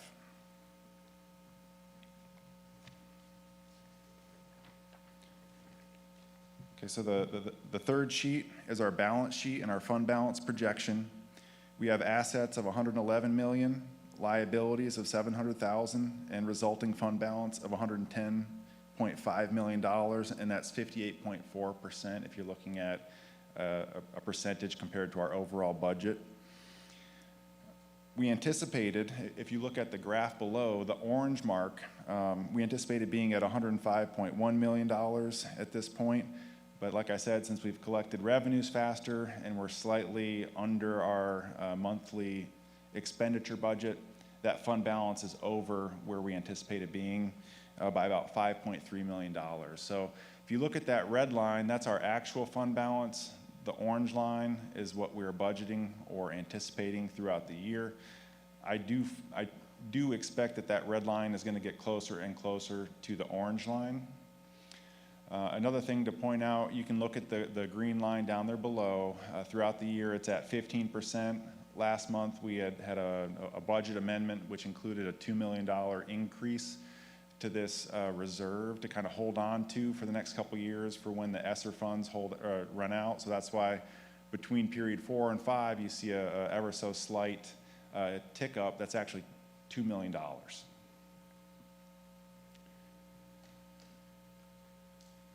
The next report is our supplemental reports, and that just includes our professional legal services and board member travel.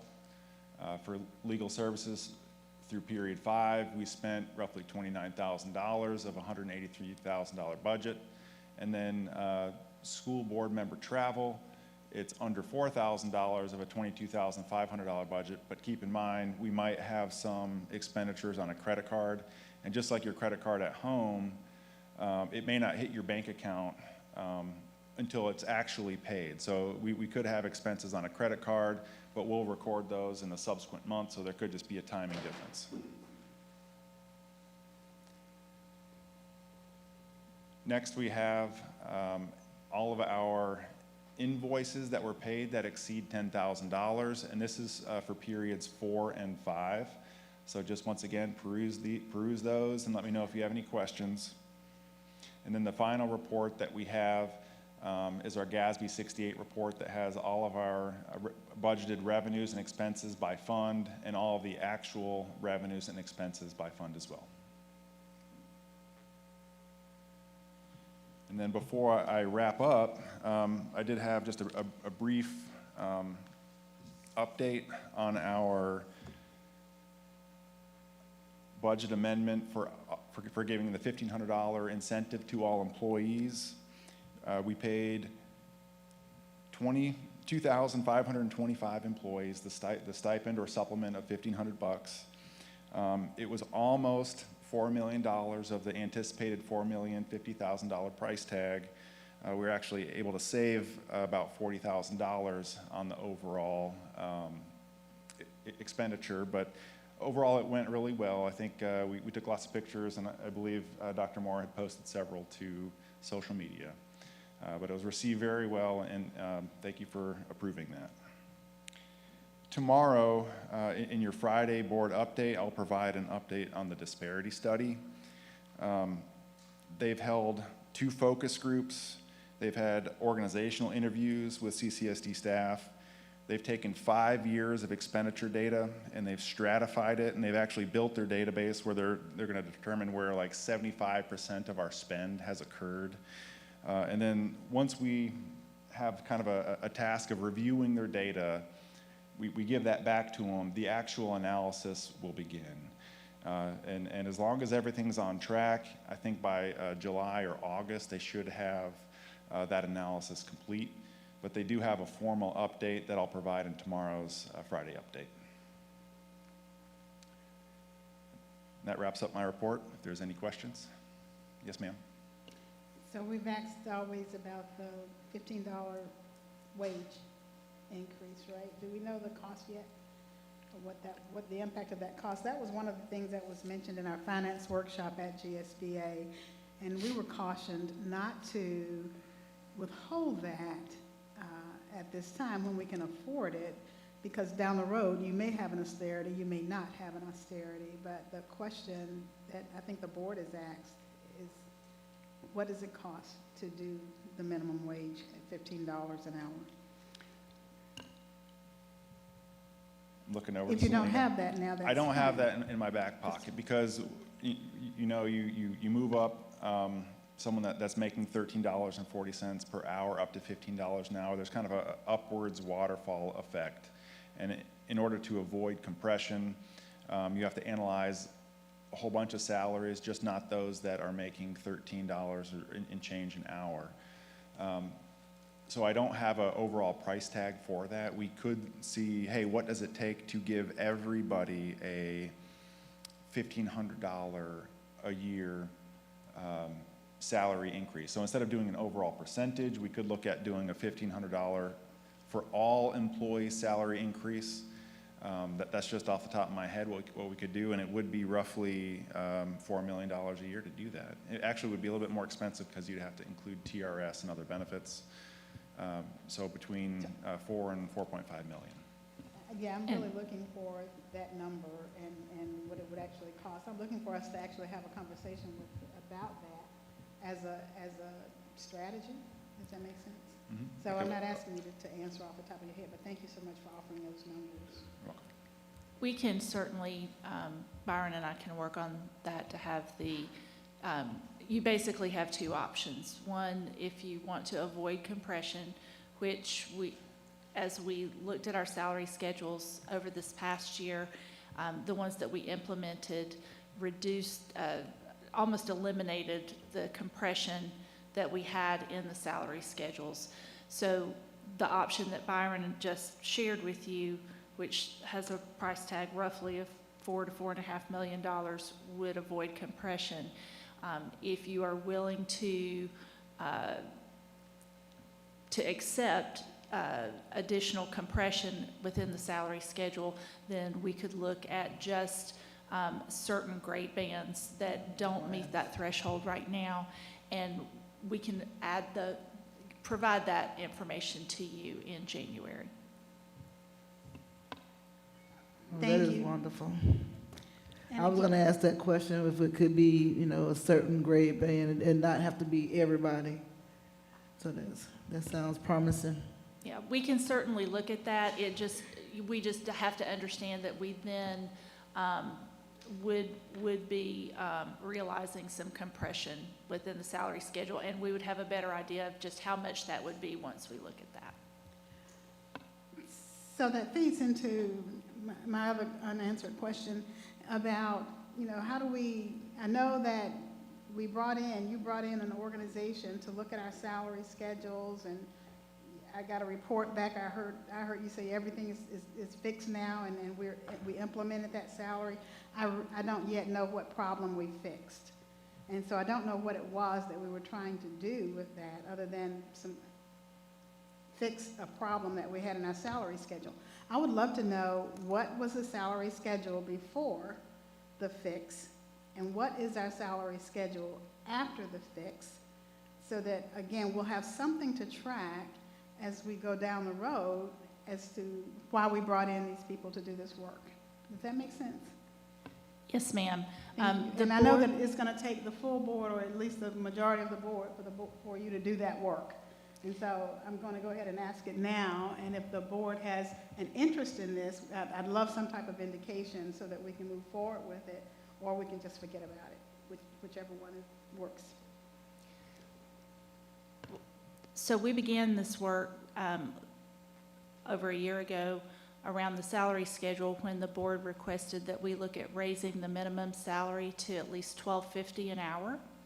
And so that's when we engaged the Urban Schools Human Capital Academy to help us in that work, because not only did we want to accomplish that, we wanted to also look at some areas that we needed to make sure that we addressed the compression issues that we had, as well as just a double check to make sure that we were paying appropriate salaries for certain job categories.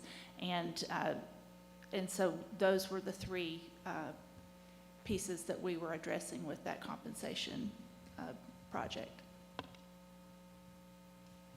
Thank you. I do remember that you were trying to figure out what would it take to get to the $12.50. So again, I'm concerned that we still don't know that answer. And the salary study's done, but again, we started somewhere with salaries, and so we're at another place now.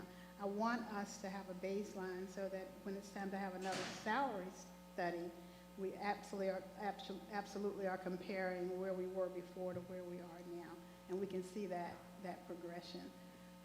Again, trying to look at it from a view of fiduciary responsibility, not trying to change how you do things or what you do, but what you're reporting to us, so that we have that picture that we can bring forward to the community. So with that said, if anyone has an objection to asking the district to pursue that information, say that now, and I promise you I can move on, but I really want to know these things. Is it just are you asking to see the new salary schedule next to the old salary schedule?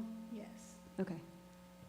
I mean, I think that's probably something that you have available, right? Yes. Okay, great. Then I don't hear, yes, ma'am? No. Okay. I am in charge right now. While Lakeisha is gone, she asked me to step in. So yes, what is your question? On the report, what is those red circles? What are the red circles? So if I'm trying to focus your attention on certain areas of the report, not only red bad, green good, But those are the areas that I want to draw your attention to. So on the first page, overall revenues compared to what's anticipated at this point in the year, we've collected $5.9 million more. I guess it's $5.3 million more. Wow. I'm circling that to say, hey, check this out. That's where I want you to focus your attention. But the 62.3. So there's two things that are circled on this first page. One is the overall comparison of actuals versus budget. Okay. Second is down there at the bottom is our overall collection of revenues compared to the total budget. So we've collected 62.3% of our overall budget. If you look up, you can see where we are at the same time frame for the past 4 years, just as a reference point. Okay, and then I saw something on the last budget. I don't think I got a chance to ask about it. It says housing and then normal carriage house realty. What is that? It's $16,000 Where are you looking? on the budget that was presented last month.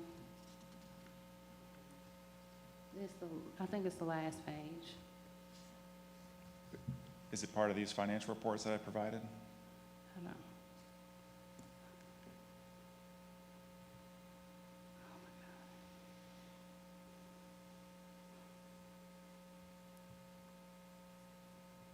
You found it?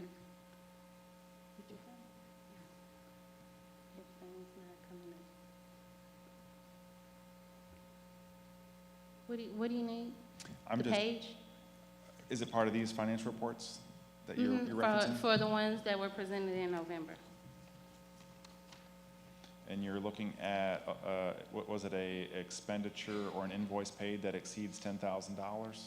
Mm-hmm. For housing.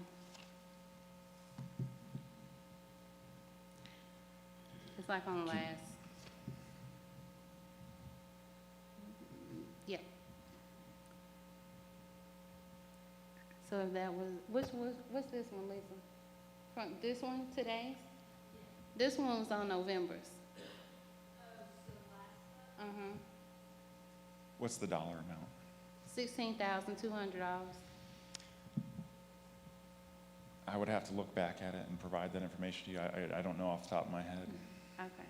I mean, it's labeled as housing, and then it says normal beside it, but it's a realty company. So the normal would be, it's a normal vendor, so it's just identifying, because we have vendors that are CCSD employees or normal vendors, which is a typical 1099 relationship vendor outside of an employee. So are we renting apartments?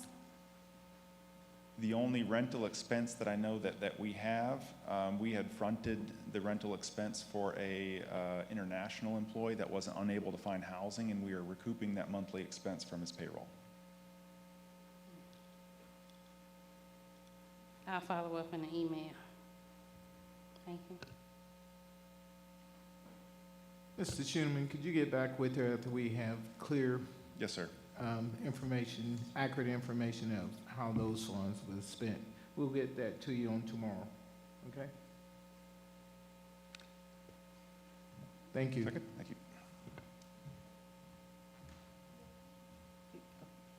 Thank you. Thank you. Thank you, Ms. Davis. So we are at 4. Did you all approve, or you were, okay, so the floor is open then for the financial report, approval of the FY22 reports through November. I so moved. Second. Okay, so we have a motion by Ms. Davis, a second by Dr. Dykeman. Any follow-up comments? All right, all in favor of approving the financial reports listed in item 4, if you would raise your hands and say aye.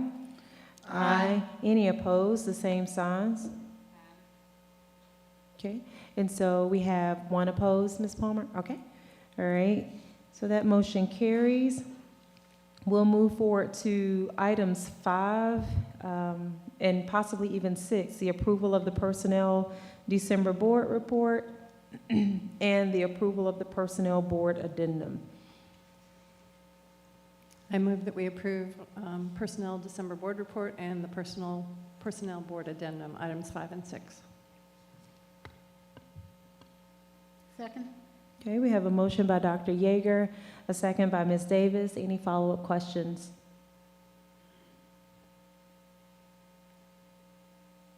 Okay, all in favor of approving the Personnel December report and the Personnel Board Addendum, if you would raise your hands and say aye. Aye. Any opposed, the same signs? Ms. Gallagher, where's your vote?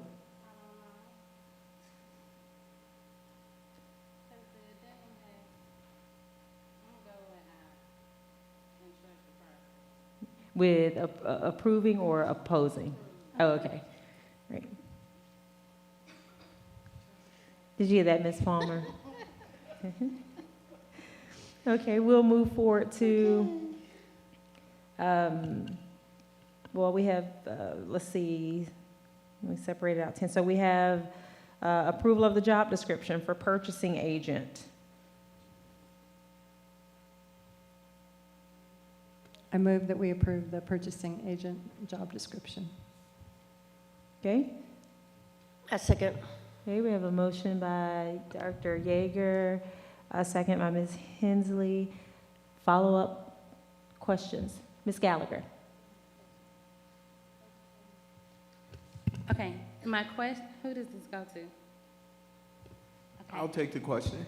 Okay, this person just works for that one department or everybody in the system? It worked with that one department, and I believe Mr. Schuneman shared this in our 2 weeks ago as the reorganization of his department and gave detailed information as to why it's needed. So, okay, so my follow-up question is, so when schools themselves have like something complex, would they go through this person? I'm correct, and they would go through this process. Team? Do you have an example of what you're inquiring about? So it said, hold on, it said something about grants and, hold on, my computer's moving slow. Assist with bidding process and contracts for vendor performance compliance with established limits. So like if schools use grants for something, would this person go through and assist with making sure that they're The primary doing job great things? description and duties of this role is to review all of the requisitions that we have as a district. We have probably about 100 a day, convert them to purchase orders, distribute all the purchase orders to vendors, maintain vendor relationships, as well as updating vendor profiles that we have. Our purchasing coordinator, Veronica, she has been overwhelmed for years now, and so part of the reorganization that we've had in business services is intentionally to provide her with more support. She deals with all of the contracts that run through our district, as well as overseeing and ensuring that all the purchasing is abiding by purchasing policy. So she will be working closely with Veronica in providing that support. Okay, and then one more follow-up. This position has nothing to do with local school governance funds? It does Okay. not. This is strictly business services. It's a reorganization. It's actually saving our CCSD over $30,000 a year. Okay, thank you.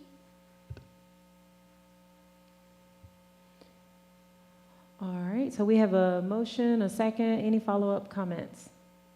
Okay, all in favor of approving the position that is listed here, if you would raise your hands and say aye. Aye. Any opposed? The same sign. All right. We'll keep moving. We have the field trips approval. I move that we approve field trips. Second. Okay, we have a motion by Ms. Gallagher, a second by Dr. Dykeman. Follow-up comments? All in favor of approving the field trips, if you would raise your hands and say aye. Aye. Any opposed? The same signs. Okay, that motion carries. Now, here's our the work session and board meeting calendar. And if I'm recalling correctly, I just can't remember if it was in a board update or an email, there were a couple of options that were shared. Dr. Hickey, you want to share a little bit about that? Sure. We have 3 options. If you looked at draft A, that will continue to process what we're doing currently by having a work session on Tuesday before our board meeting. Draft B, if you will pull that up, please. Draft B would include continuing the board meetings as we do currently up into July. And then beginning in July, we would start by having a work session early in the evening, take a break, and have the board meeting following the work session. That would start in July. The other one is C. I'm trying to open these as well. C would be have to start in January to have work session and a board meeting on the same evening. There are pros and cons to each. I think if we're efficient with reading our materials, once we get them in a timely manner, we can just have one day in which you come out to have those meetings, but it's going to take partnership between the district office as well as board members reading their information, as well as us getting information to you in a timely manner. Questions? I was just going to comment, it seems like with 3 onboarding new members, the dual meeting is still kind of important for spring, and then I'd be happy to switch to 1 meeting after the summer.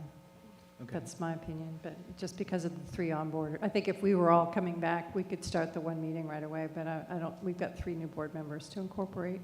So you're talking about looking at option B? Yeah, I would prefer B, I think, for that reason. Thank you. Other thoughts? I'm fine with the 1 board meeting concept, and I think it doesn't preclude us from having called meetings. And I think that's where it gets challenging for us. So again, I think it's important for us to recognize that if we don't get everything covered in a board meeting, we can still have call meetings when it's necessary. So I'm certainly willing to try the 1 board meeting concept. And you're correct, that does not rule out having special call meetings. Again, a partnership between us, district office, as well as the board members to make this happen. And I believe we have the capacity to do it both on your end and our end. And I think it would show a great sign to the community as that we can do this efficiently and working together. So. I also say I think we've proven that when the agenda is short and we have the information ahead of time, then we are able to actually get it done very, very succinctly. So that's encouraging to me. There are a couple of things that are coming up on this items for approval that I'm very uncomfortable with, because I just felt like they probably are going to need more explanation. And so I don't know how we get to that place of recognizing when it's important that we get more information than just something to read. Maybe I have to sit with it longer. I don't know. I agree with Linda a little bit that I think some things that we do need conversations, and there's a lot of pressure at the board meetings to be efficient, but one of the reasons our board meetings have been so efficient is because we've given ourselves time during the work sessions to talk some things through. So I know you want to just do them back to back, so maybe it's not a big deal. We're not actually losing conversational time, but I'd want to make sure that those work sessions were adequate. And if you're saying we're going to take a break before the 7 o'clock meeting, that means you're anticipating an hour and a half for a work session. That's a short work session. And I'm not opposed to doing a 2-hour work session, an hour break, move forth and do the board meeting. And when it comes to the part on getting the information and shortening the meetings, that's going to rely on me having conversations one-on-one, picking up the phone and calling, or Zoom meetings to inform you on what is taking place, not necessarily sending you things to board update. It takes conversations to go through part of this. I'm willing to do that if you're willing to set aside time for Zoom meetings or phone conversations to make this happen.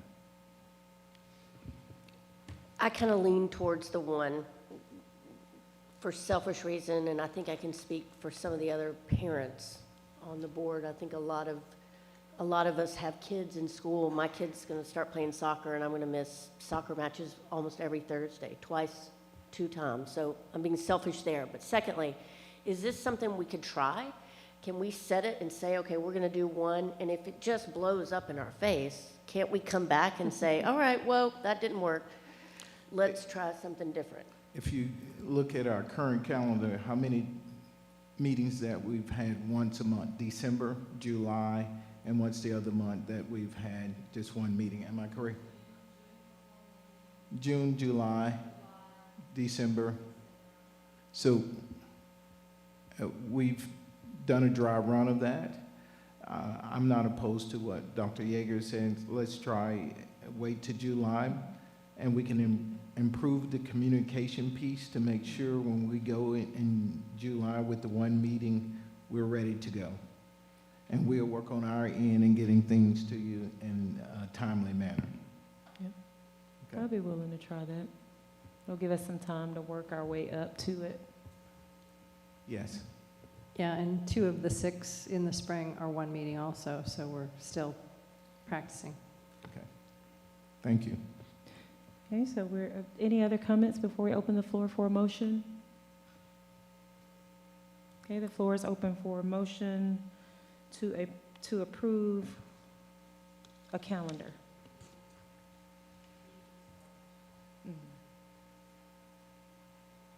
I'm sorry, which number, what are we approving now, the recommendations? So I move that we need a You already motion made the motion, I do we need a second. motion to pick one? So I move that we approve B.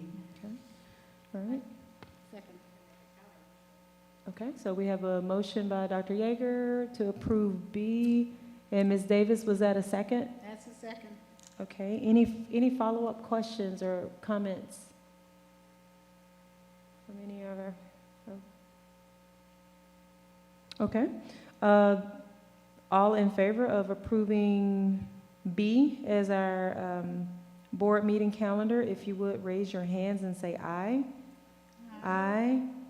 Any opposed, the same signs?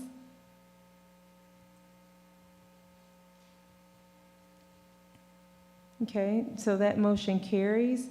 We are now at item 10, and from my notes here, that means we are looking at 2023, 2024 calendar first.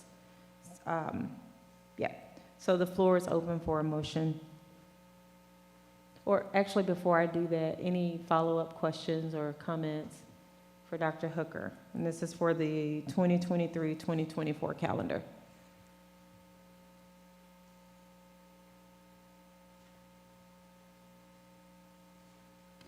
I guess I just wanted to thank you for taking this back and looking at it and giving us a thorough explanation for why it is what it is, for this year at least. Thank you. And I have to give kudos to Ms. Bonace, the committee, Amy Peacock, for working on this. They've worked very diligent in getting input from teachers as well as other individuals to make this happen. Was it a survey with all teachers or a sample? This was due a committee of teachers that serve on the calendar committee. And Ms. Bonace, did we survey all teachers? That was the question asked. That academic calendar survey that was open at the beginning of the year went to everybody, and about 650 teachers completed it. Thank you.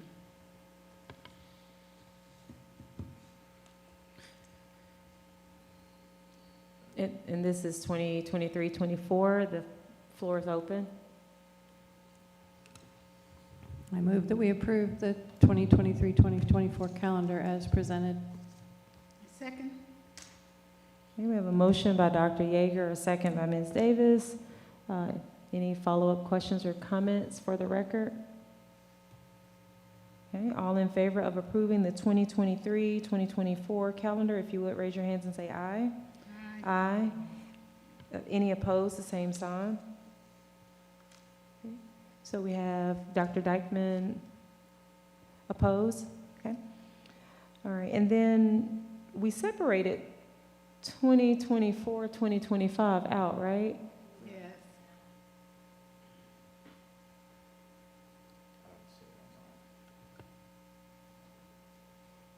Where is it again, Ms.? Number 11. Okay.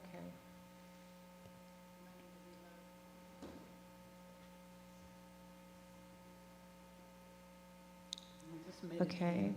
And so while my computer is doing whatever it's doing, I'm assuming you all can see it. So any questions or follow-up discussion before I open the floor for a motion? I'll just explain why I wanted to separate it out. I was hoping that for this calendar, since there's some time, it could wait until we have a new strategic plan and priorities, and then be revisited at that time so that we know what the priorities are for the district, and those can be incorporated into the academic calendar. And I won't be here to vote on it, but I just, in terms of process, I was hoping that the calendar would follow the priorities, whatever they become at that time. I won't be voting on this one because of the date.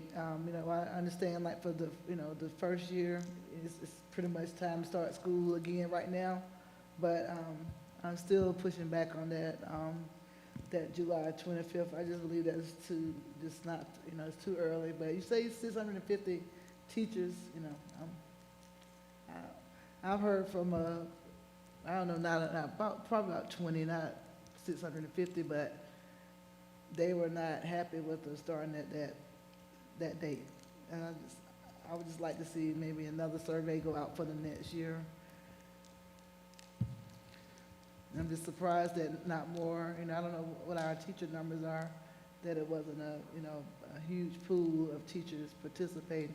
Because I know this is a lot of times the talk of this calendar, and I know this year people were saying, y'all messed us up on that calendar, y'all didn't do us right. I'm like, wait, what? You know, so I just, I believe that date is just not starting so early. Okay, thank you. Additional comments before we open the floor for a motion for the 24-25 academic calendar? I really like the offer, the explanation, and thank you so much for being so thoughtful on that, Kara. I've always wanted us to be strategic plan driven, and so if that drives us into a different direction in terms of when we start school, then let that be the driver, and let's get settled on the thing that we are doing the work for and to support. So I'm happy to see us considering that for the 24-25 calendar, if that is indeed a thing. Did I make that up? I don't think so. Okay, we're good. All right. Okay, so the floor is open for a motion. Can I speak before we?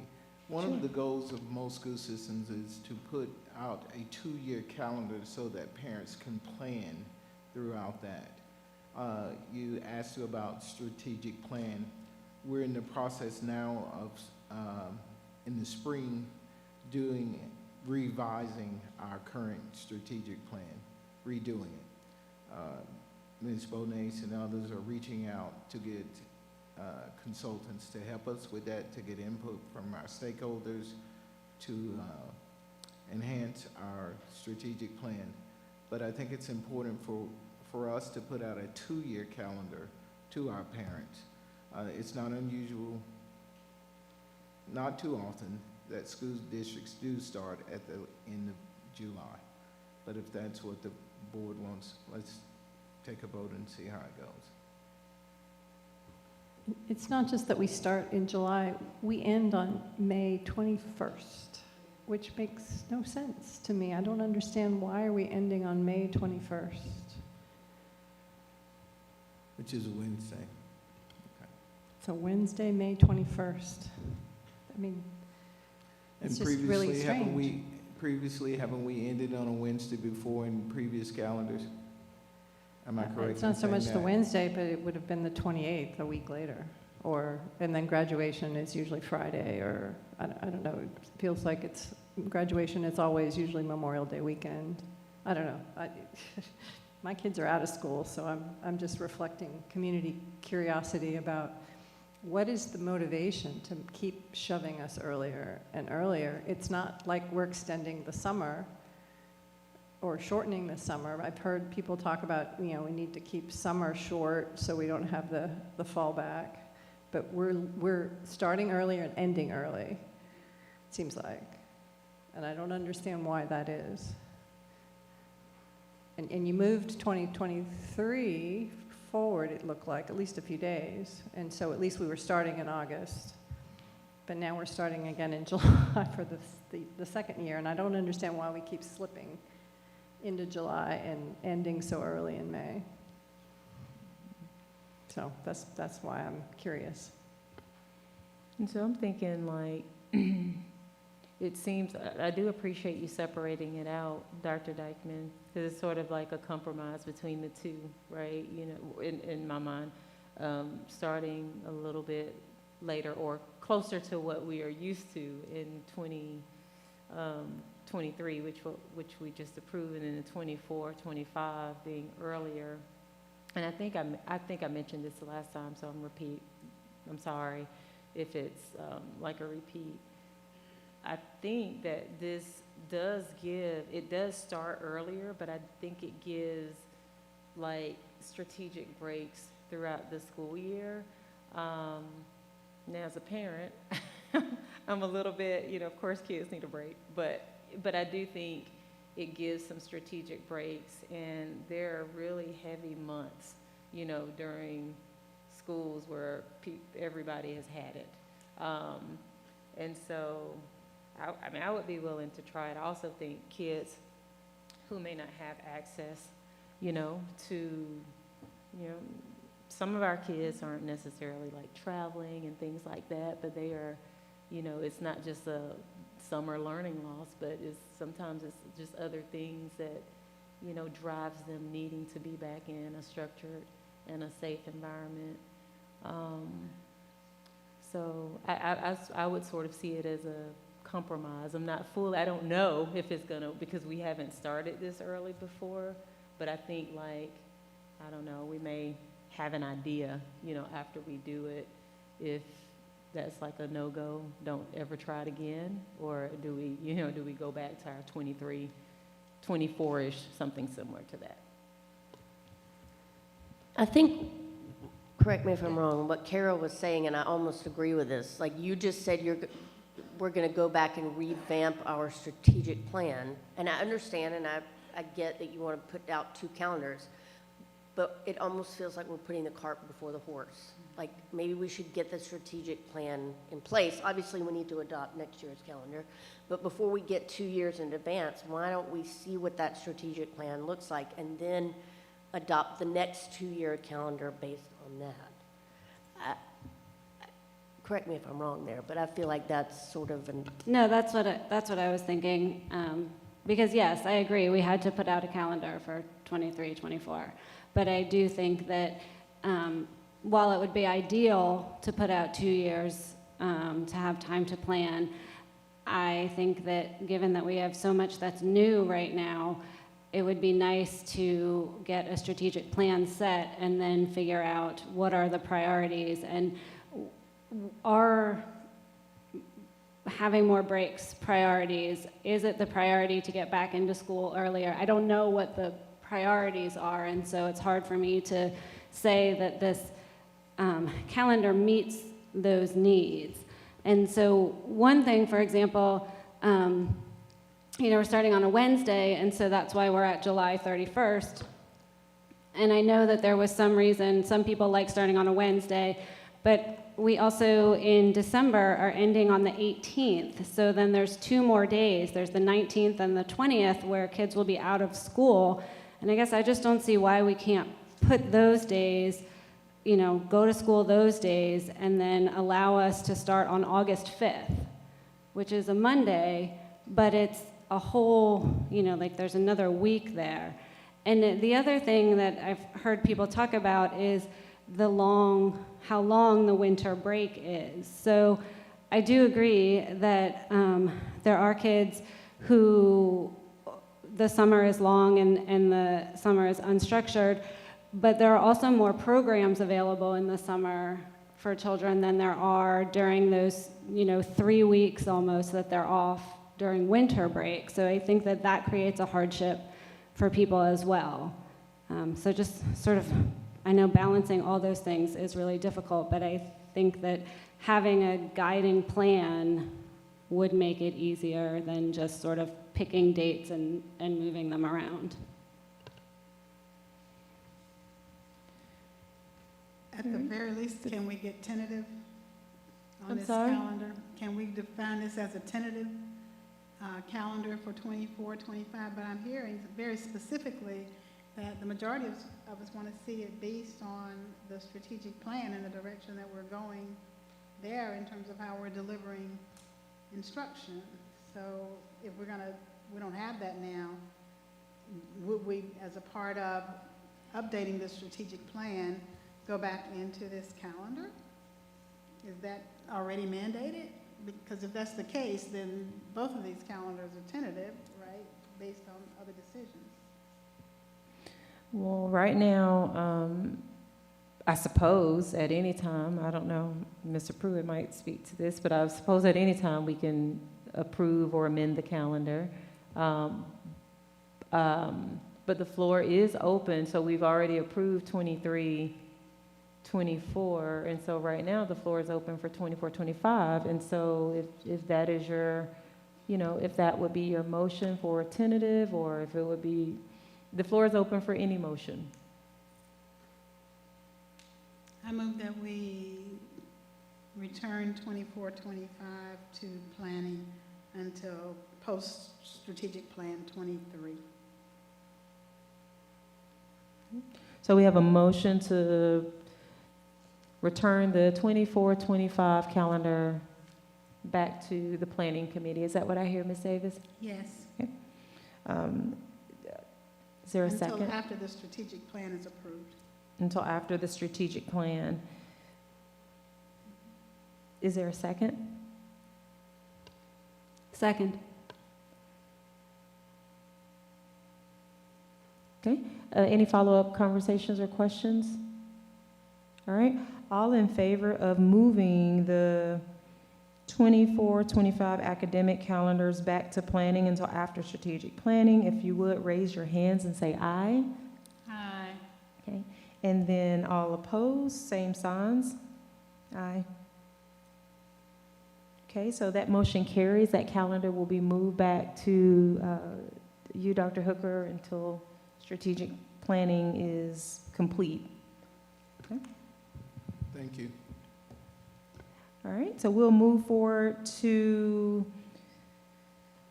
the approval to submit applications to the Georgia Department of Education for the CTAE pathways.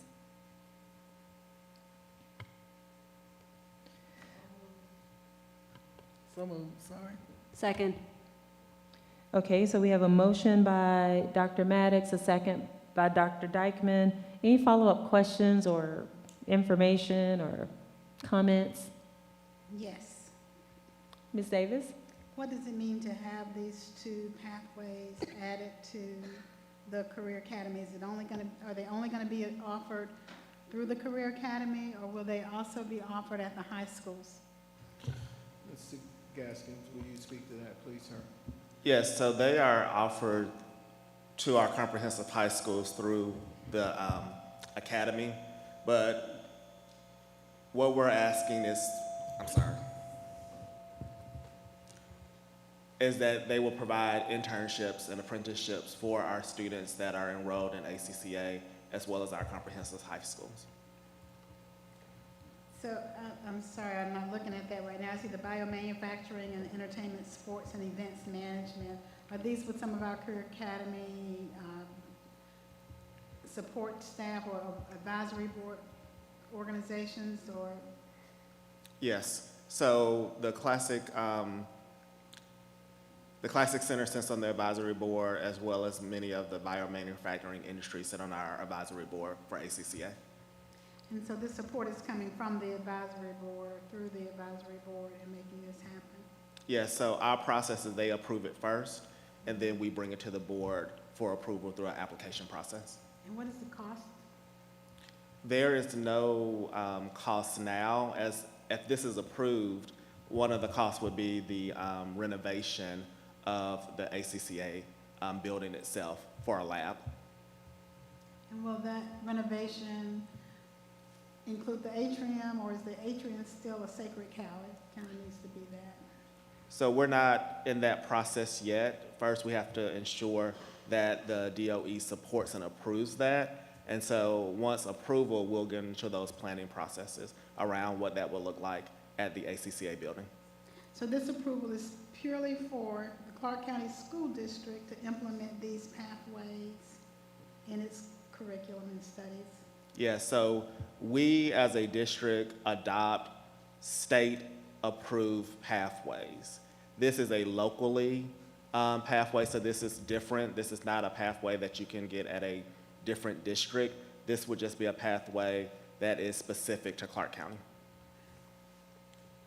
I haven't read anything about this, so I really hate that I couldn't get that done, but I'm excited about doing this. I know this is an important move for workforce development and workforce readiness, and I know that they definitely want to make this go forward. How many students are we looking at affecting by this pathway?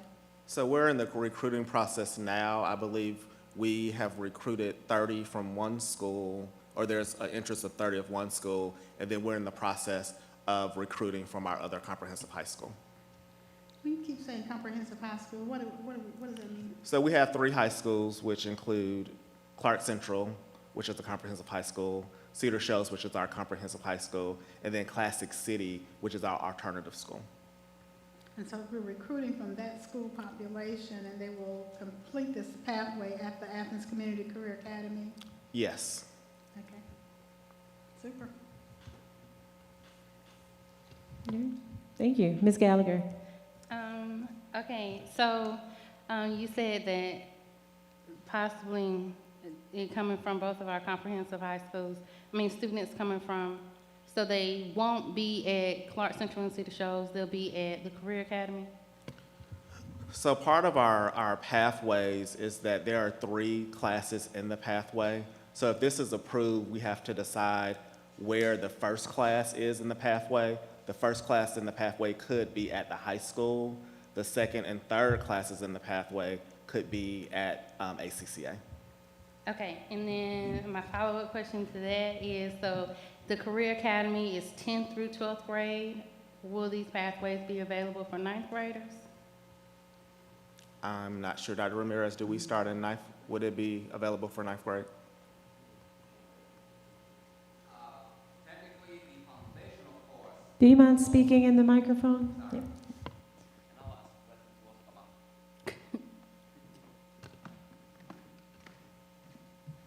Good evening. Technically speaking, if the course, the foundational course is offered at either Cedar Shoals or Clark Central, then it is open for 9th graders to participate in those courses. Once a student arrives at the Career Academy, they enter as 10th graders. Is there anything different you might want to add, Wesley? Not for that answer. I think you covered it very well. Okay, and I got one more. So this one's about the age requirements. So currently, there's a new pathway with the Classic Center and that new partnership. And part of what I've learned through my son, who was on that pathway, is that you have to be 16 years old to participate in the second half of it. Is that going to be a requirement for either of these? That's a work-based learning, so Correct. That's there's no age requirement for the pathways themselves. The age requirement is actually for work-based learning. So work-based learning is 16. You need to be 16 or older, or be a junior and senior. We have made an exception for a small pilot program for that entertainment sports management pathway, so that students are able to go to the Classic Center in a, I guess we call it a sheltered work-based learning experience. They're being provided transportation by the school district, and they'll be transported there and back for one block of their day. So students will not be compensated for participating in these pathways at the Classic Center unless they're 16. No, they will be. They will be. They will be. It's a paid work-based learning placement at the Classic Center. But there was a recent change also in the Department of Education for work-based learning, where now students, not by age, but also by grade level, once they're in the 9th grade, they're actually eligible to participate in work-based learning.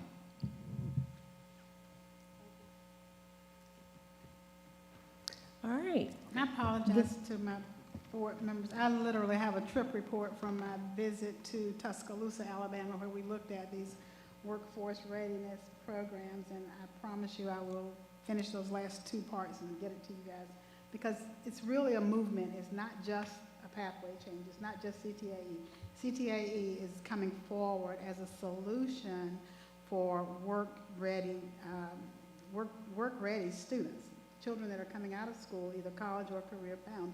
I love some parts of it. I think it's exciting. I think we also have to be very diligent in terms of looking at who's doing what and who's controlling this program so that we don't do anything to shortchange our children. But I'm very excited about the new pathway coming forward, especially the hospitality. I love what the Classic City has done with several of its other programs where they've reached out into the community of the underserved and underemployed and made provisions for them to do that. So I'm totally supportive of this. I just want to make sure that Clark County School District is very clear in terms of what our role is versus what the Career Academy Board role is and how these funds are being managed and moved. So that's important, I think. Okay, thank you. The floor is open for a motion. A motion we approve. Okay. Second. We have a motion by Ms. Hensley, a second by Dr. Maddox. Any follow-up comments? All in favor of approving the applications for CTAE as listed in item 11, if you would, raise your hands and say aye. Aye. Any opposed, the same signs. Okay. Moving forward to items 12 and, I'm sorry, right, that's right. My numbers have changed. Okay. Yes, 12 and 13, right? It's just 13? Well, okay. Wait a minute. Yeah. Thank you. Okay, so 13, thank you. So 13 is the ballistic shields. The floor is open.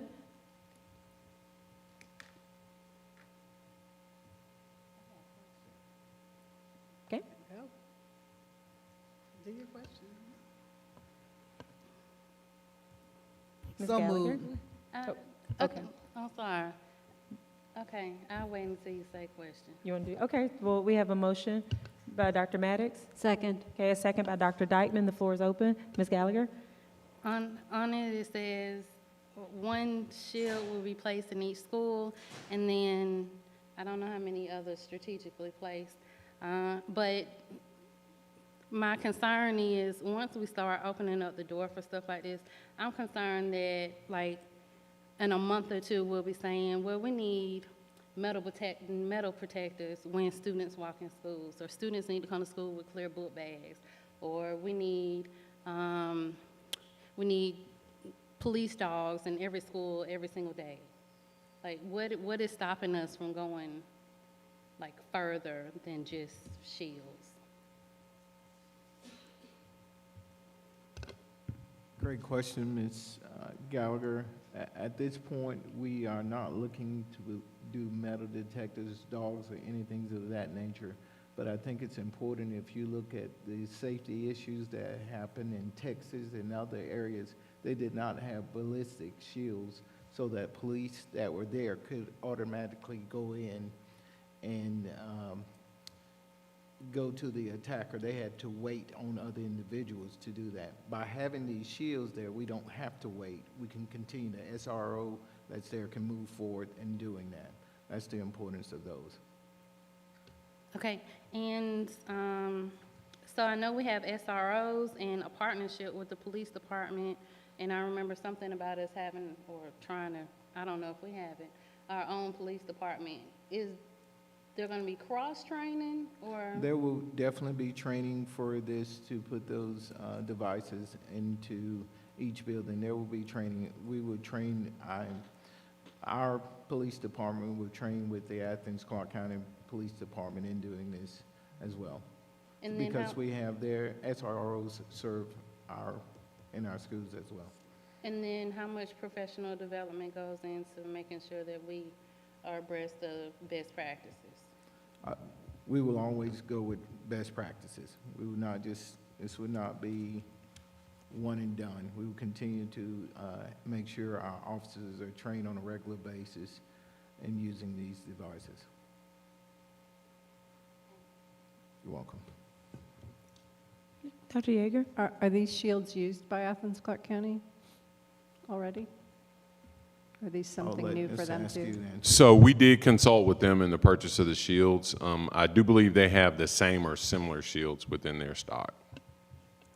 Okay, thank you. All right, we have a motion, a second. Oh, Ms. Davis, did you have a question or comment? It just triggered a question. Are we using these shields everywhere, at all schools? One in each school? Okay, I was curious. Okay. Thank you. I'm good. All right.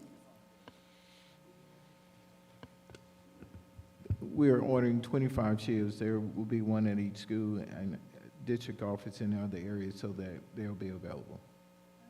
Yes. Somewhere I read about middle schools, and that's why it just had nothing to Yes. do with us. I'm sorry. No problem. All right, all in favor of approving the ballistic shields, if you would raise your hands and say aye. Aye. Any opposed, the same signs? Okay, that motion carries. We are going to move forward to item 14. I And got one more question. okay, Ms. Gallagher? Do we have SROs at every single school, or are we still sharing SROs across schools? We have them at the secondary schools at this point. That's something we can look into. Okay. But We it's won't put needed. shields everywhere. We No, won't pay for I shields think we and do put them need shields everywhere in case a police officer comes in and there's something happening at the elementary school. He or she does not have to go back to the police station to get that. They can automatically go into our buildings and utilize those shields. But we do, or we will have a very clear strategic plan, just in case. We will work on that, Ms. Safety plan. Gallagher. Okay. All right, so we're at item 13. This is the supervisor work truck, amended price. Oh, I'm sorry. Okay, let me just look at one agenda. I'm looking across. Okay, we're at item 14. That's a correction. For the approval of the supervisor work truck amended price. The floor is open. So moved. Was that Ms. Davis? Yes. Okay. Second. Okay, we have a motion by Ms. Davis and a second by Dr. Dykeman. Any follow-up questions or comments? All right, all in favor of approving the supervisor work truck amended price, if you would raise your hands and say aye. Aye. Aye. Any opposed, the same signs? Okay, we'll move forward to item 15 and 16, and well, or either or both. This is approval of the mental health counseling contract with Maxim Staffing. That's item 15. So moved. Do you mean just 15 or 16 and 15? Mental health with Maxim. 7? Just 15? Is it 15 or 16? Yeah, 15. Thank you. Okay, Yes. so just 15. So we have a motion by Ms. Davis, Second. second by Ms. Hensley. Follow-up questions or comments? Ms. Gallagher? Maxim is is that who we were using to find subs? What I was don't it think, last month? maximum was used to locate our special education teachers, yes. So they're finding counselors too? Right, when we had to go with 2 companies, because one company only could supply 3, we needed 4, that's why we asked for the additional one. And that's number 16? My computer is messed up, but Oh. yes, if that's No, the I next mean, one. the other one is number 16? Yes. Yes, if that's what, my computer is messed up. I'd like to modify my motion to approve both together. Item 15 and item 16. So we have a motion or modified motion from Ms. Davis to approve 15 and 16. Second. Okay, and a second from Dr. Yeager. Continue with any questions or Now, comments. How many additional students are we serving? 5? With 4 new? I'm sorry, I didn't hear that. How many additional students are we serving by using this mental health services? Is that what you're asking? Yes, and it's because all the meetings are running together in my head. So at one point, we ran out of space with Advantage, and so we had to go with somebody else for 50 additional spots, students to be seen. So how many additional students are going to be served with someone possibly recruiting 4 new counselors? Dr. Scott would take that. So with these positions, this would be a full-time person in each one of our middle schools. And so their caseload will vary from school to school based upon the students who are identified as needing Tier 3 supports around mental health, and they will provide that one-on-one counseling to them. So this is not like Advantage and then the other contract that we did? No, ma'am, these people would be housed in that middle school and full-time every day in that one middle school. Okay, thank you. Okay, thank you. And this is Dr. just Yeager? through 2024, it's not a permanent, it's just while it's the ARPA-funded support, right, Ms. Scott, Dr. Scott? That is correct. So were these positions posted and not able to be filled, or were they not posted? These positions were not posted because they were those temporary positions that we knew would only be for 18 months. And looking at that, then being able to fill those and being able to fill it with qualified applicants, then we were, based upon our previous experience, then we knew that we needed to go ahead and move quickly. And then this also saves the district money around the fact that we're not having to pay for benefits or into TRS by using the staffing agency. So one of the questions I had asked in the document was about the cost. Is it comparable to what our current, I guess some of them are counselors and some of them are licensed social workers. Is the cost that we're paying for these contracted positions comparable to what the people who have these positions full-time are making? When you add in the benefits and TRS, yes, but for our social workers, they're on the same scale as our certified teachers, and so their pay depends upon their number of years of experience as well as their degree level.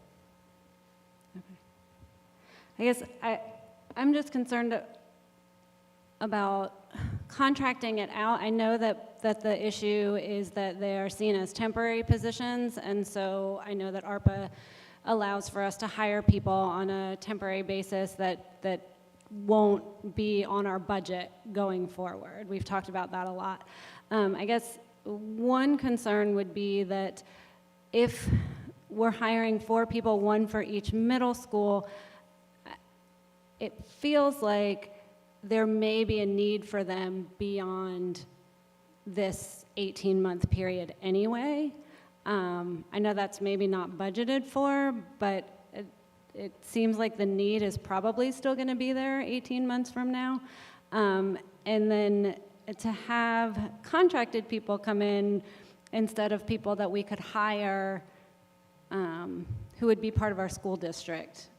That's just the concern that I'm having right now. I don't know if that's an actual question.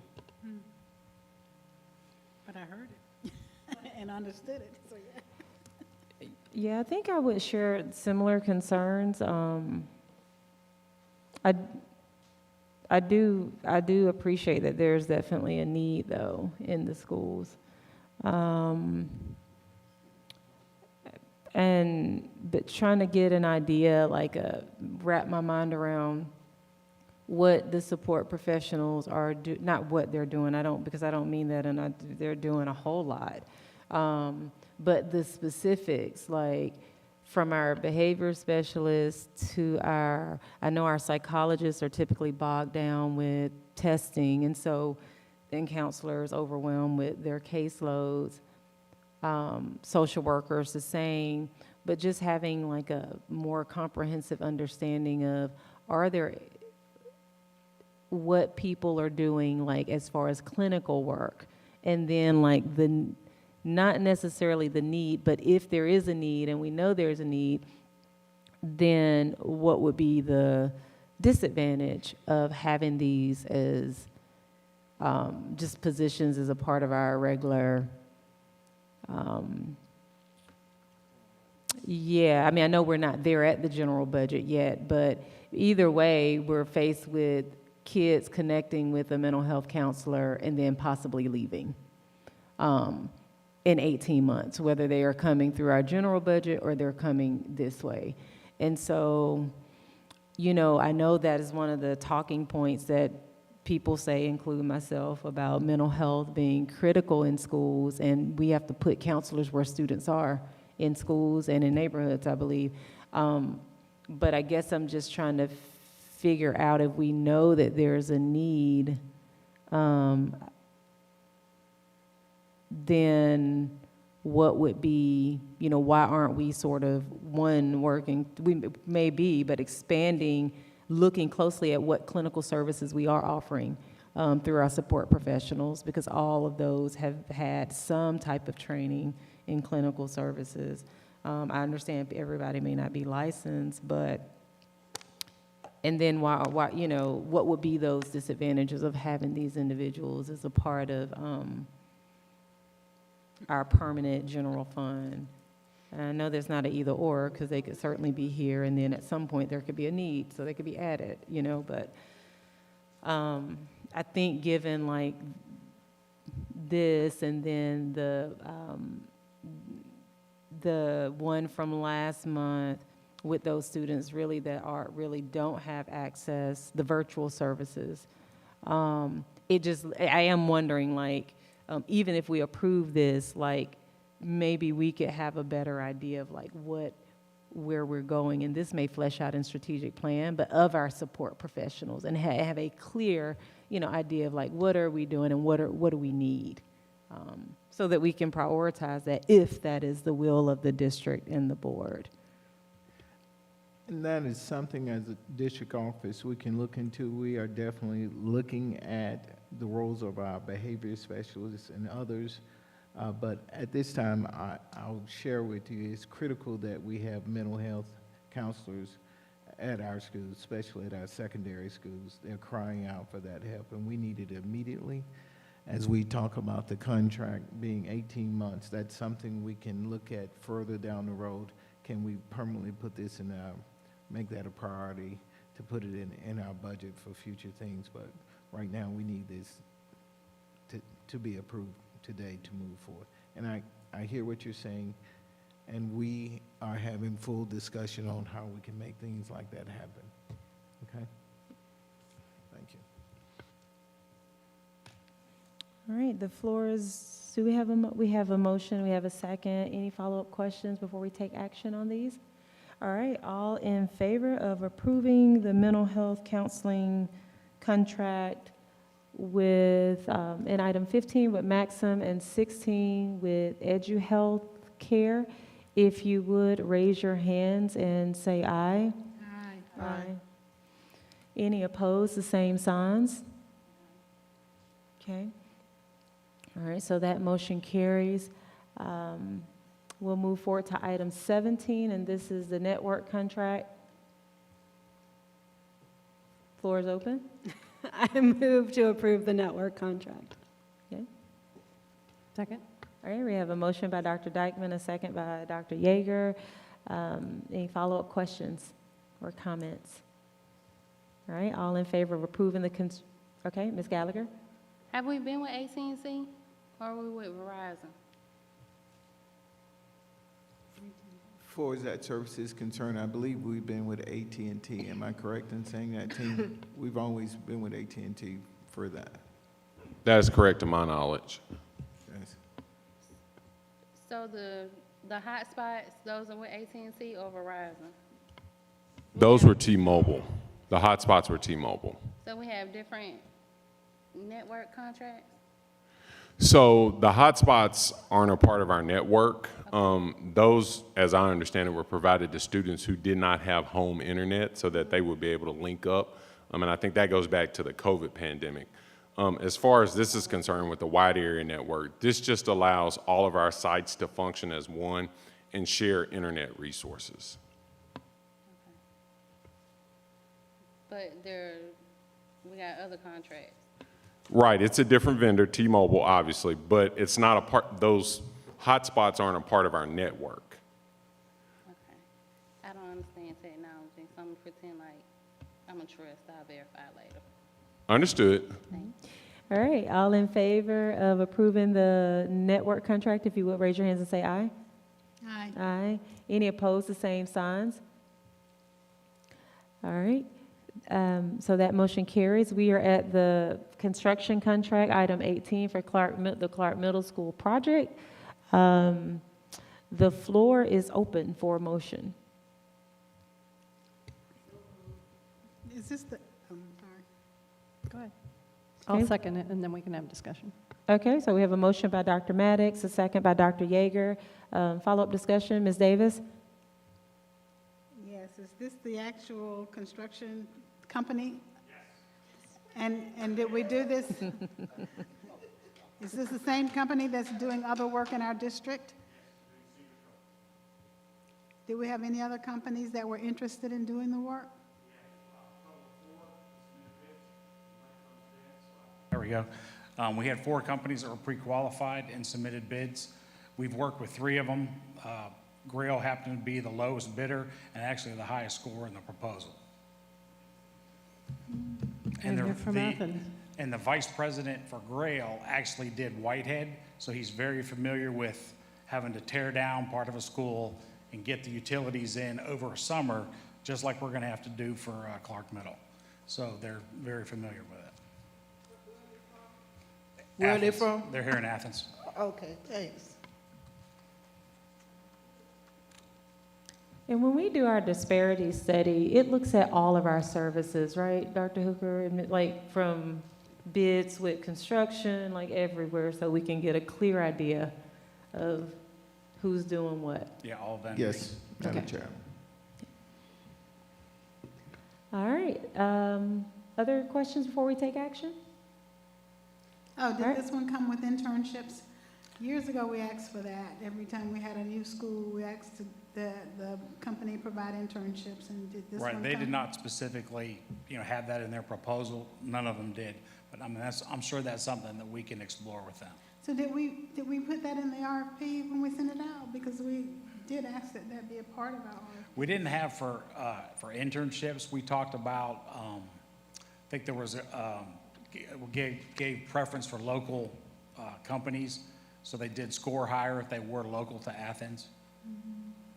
I think it would be really exceptional if we could have that conversation with them, especially to connect with some of our career paths that are coming online at the Career Academy.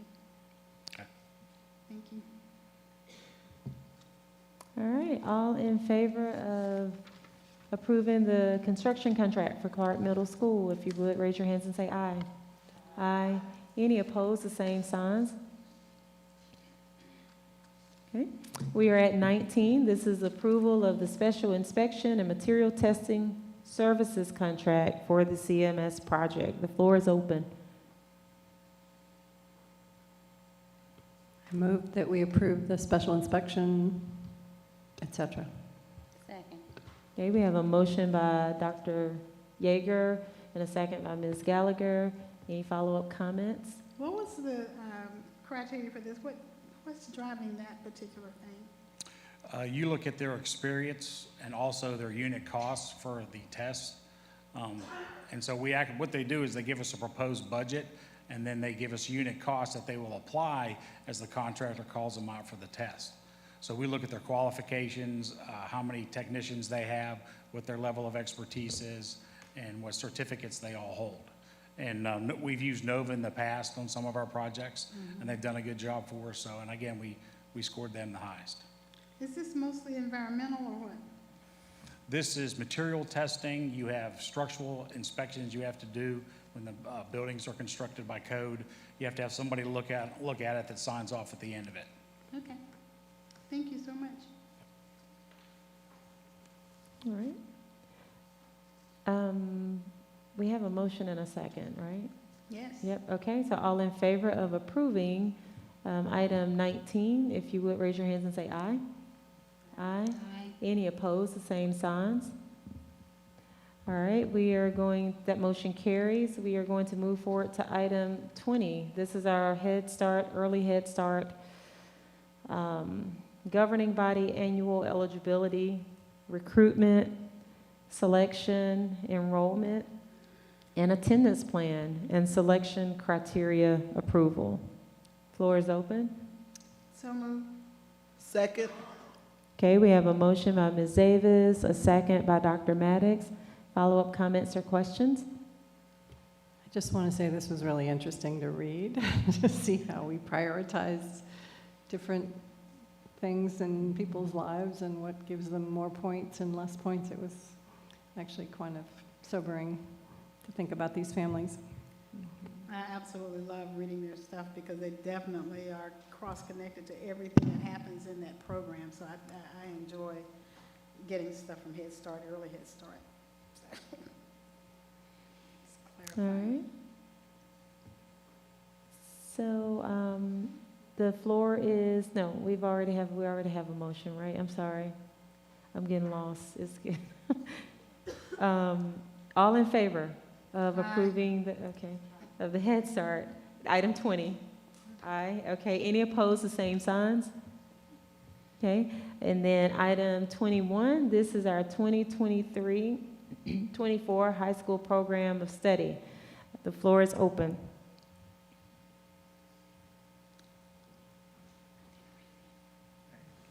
I so move. A second. Okay, we have a motion by Ms. Davis, second by Ms. Hensley. Any follow-up comments or questions? Okay, all in favor of approving the 2023-2024 high school program of study, if you would raise your hands and say aye. Aye. Any opposed, the same signs.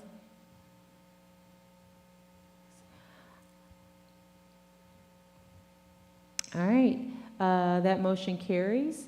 We are at item 12. So I'm going to open the floor for a motion to enter into executive session to discuss or deliberate upon the appointment, employment, compensation, hiring, disciplinary action or dismissal, or periodic evaluation or rating of a public officer or employee, or to interview applicants for the position of superintendent. The floor is open. So moved. Second. Okay, we have a motion by Ms. Davis, second by Dr. Maddox. Any follow-up questions for the record? All in favor of entering into executive session for the stated purpose, if you would, raise your hands and say aye. Aye. Any opposed, the same signs. All right, we are entering into executive session at 9:15 p.m.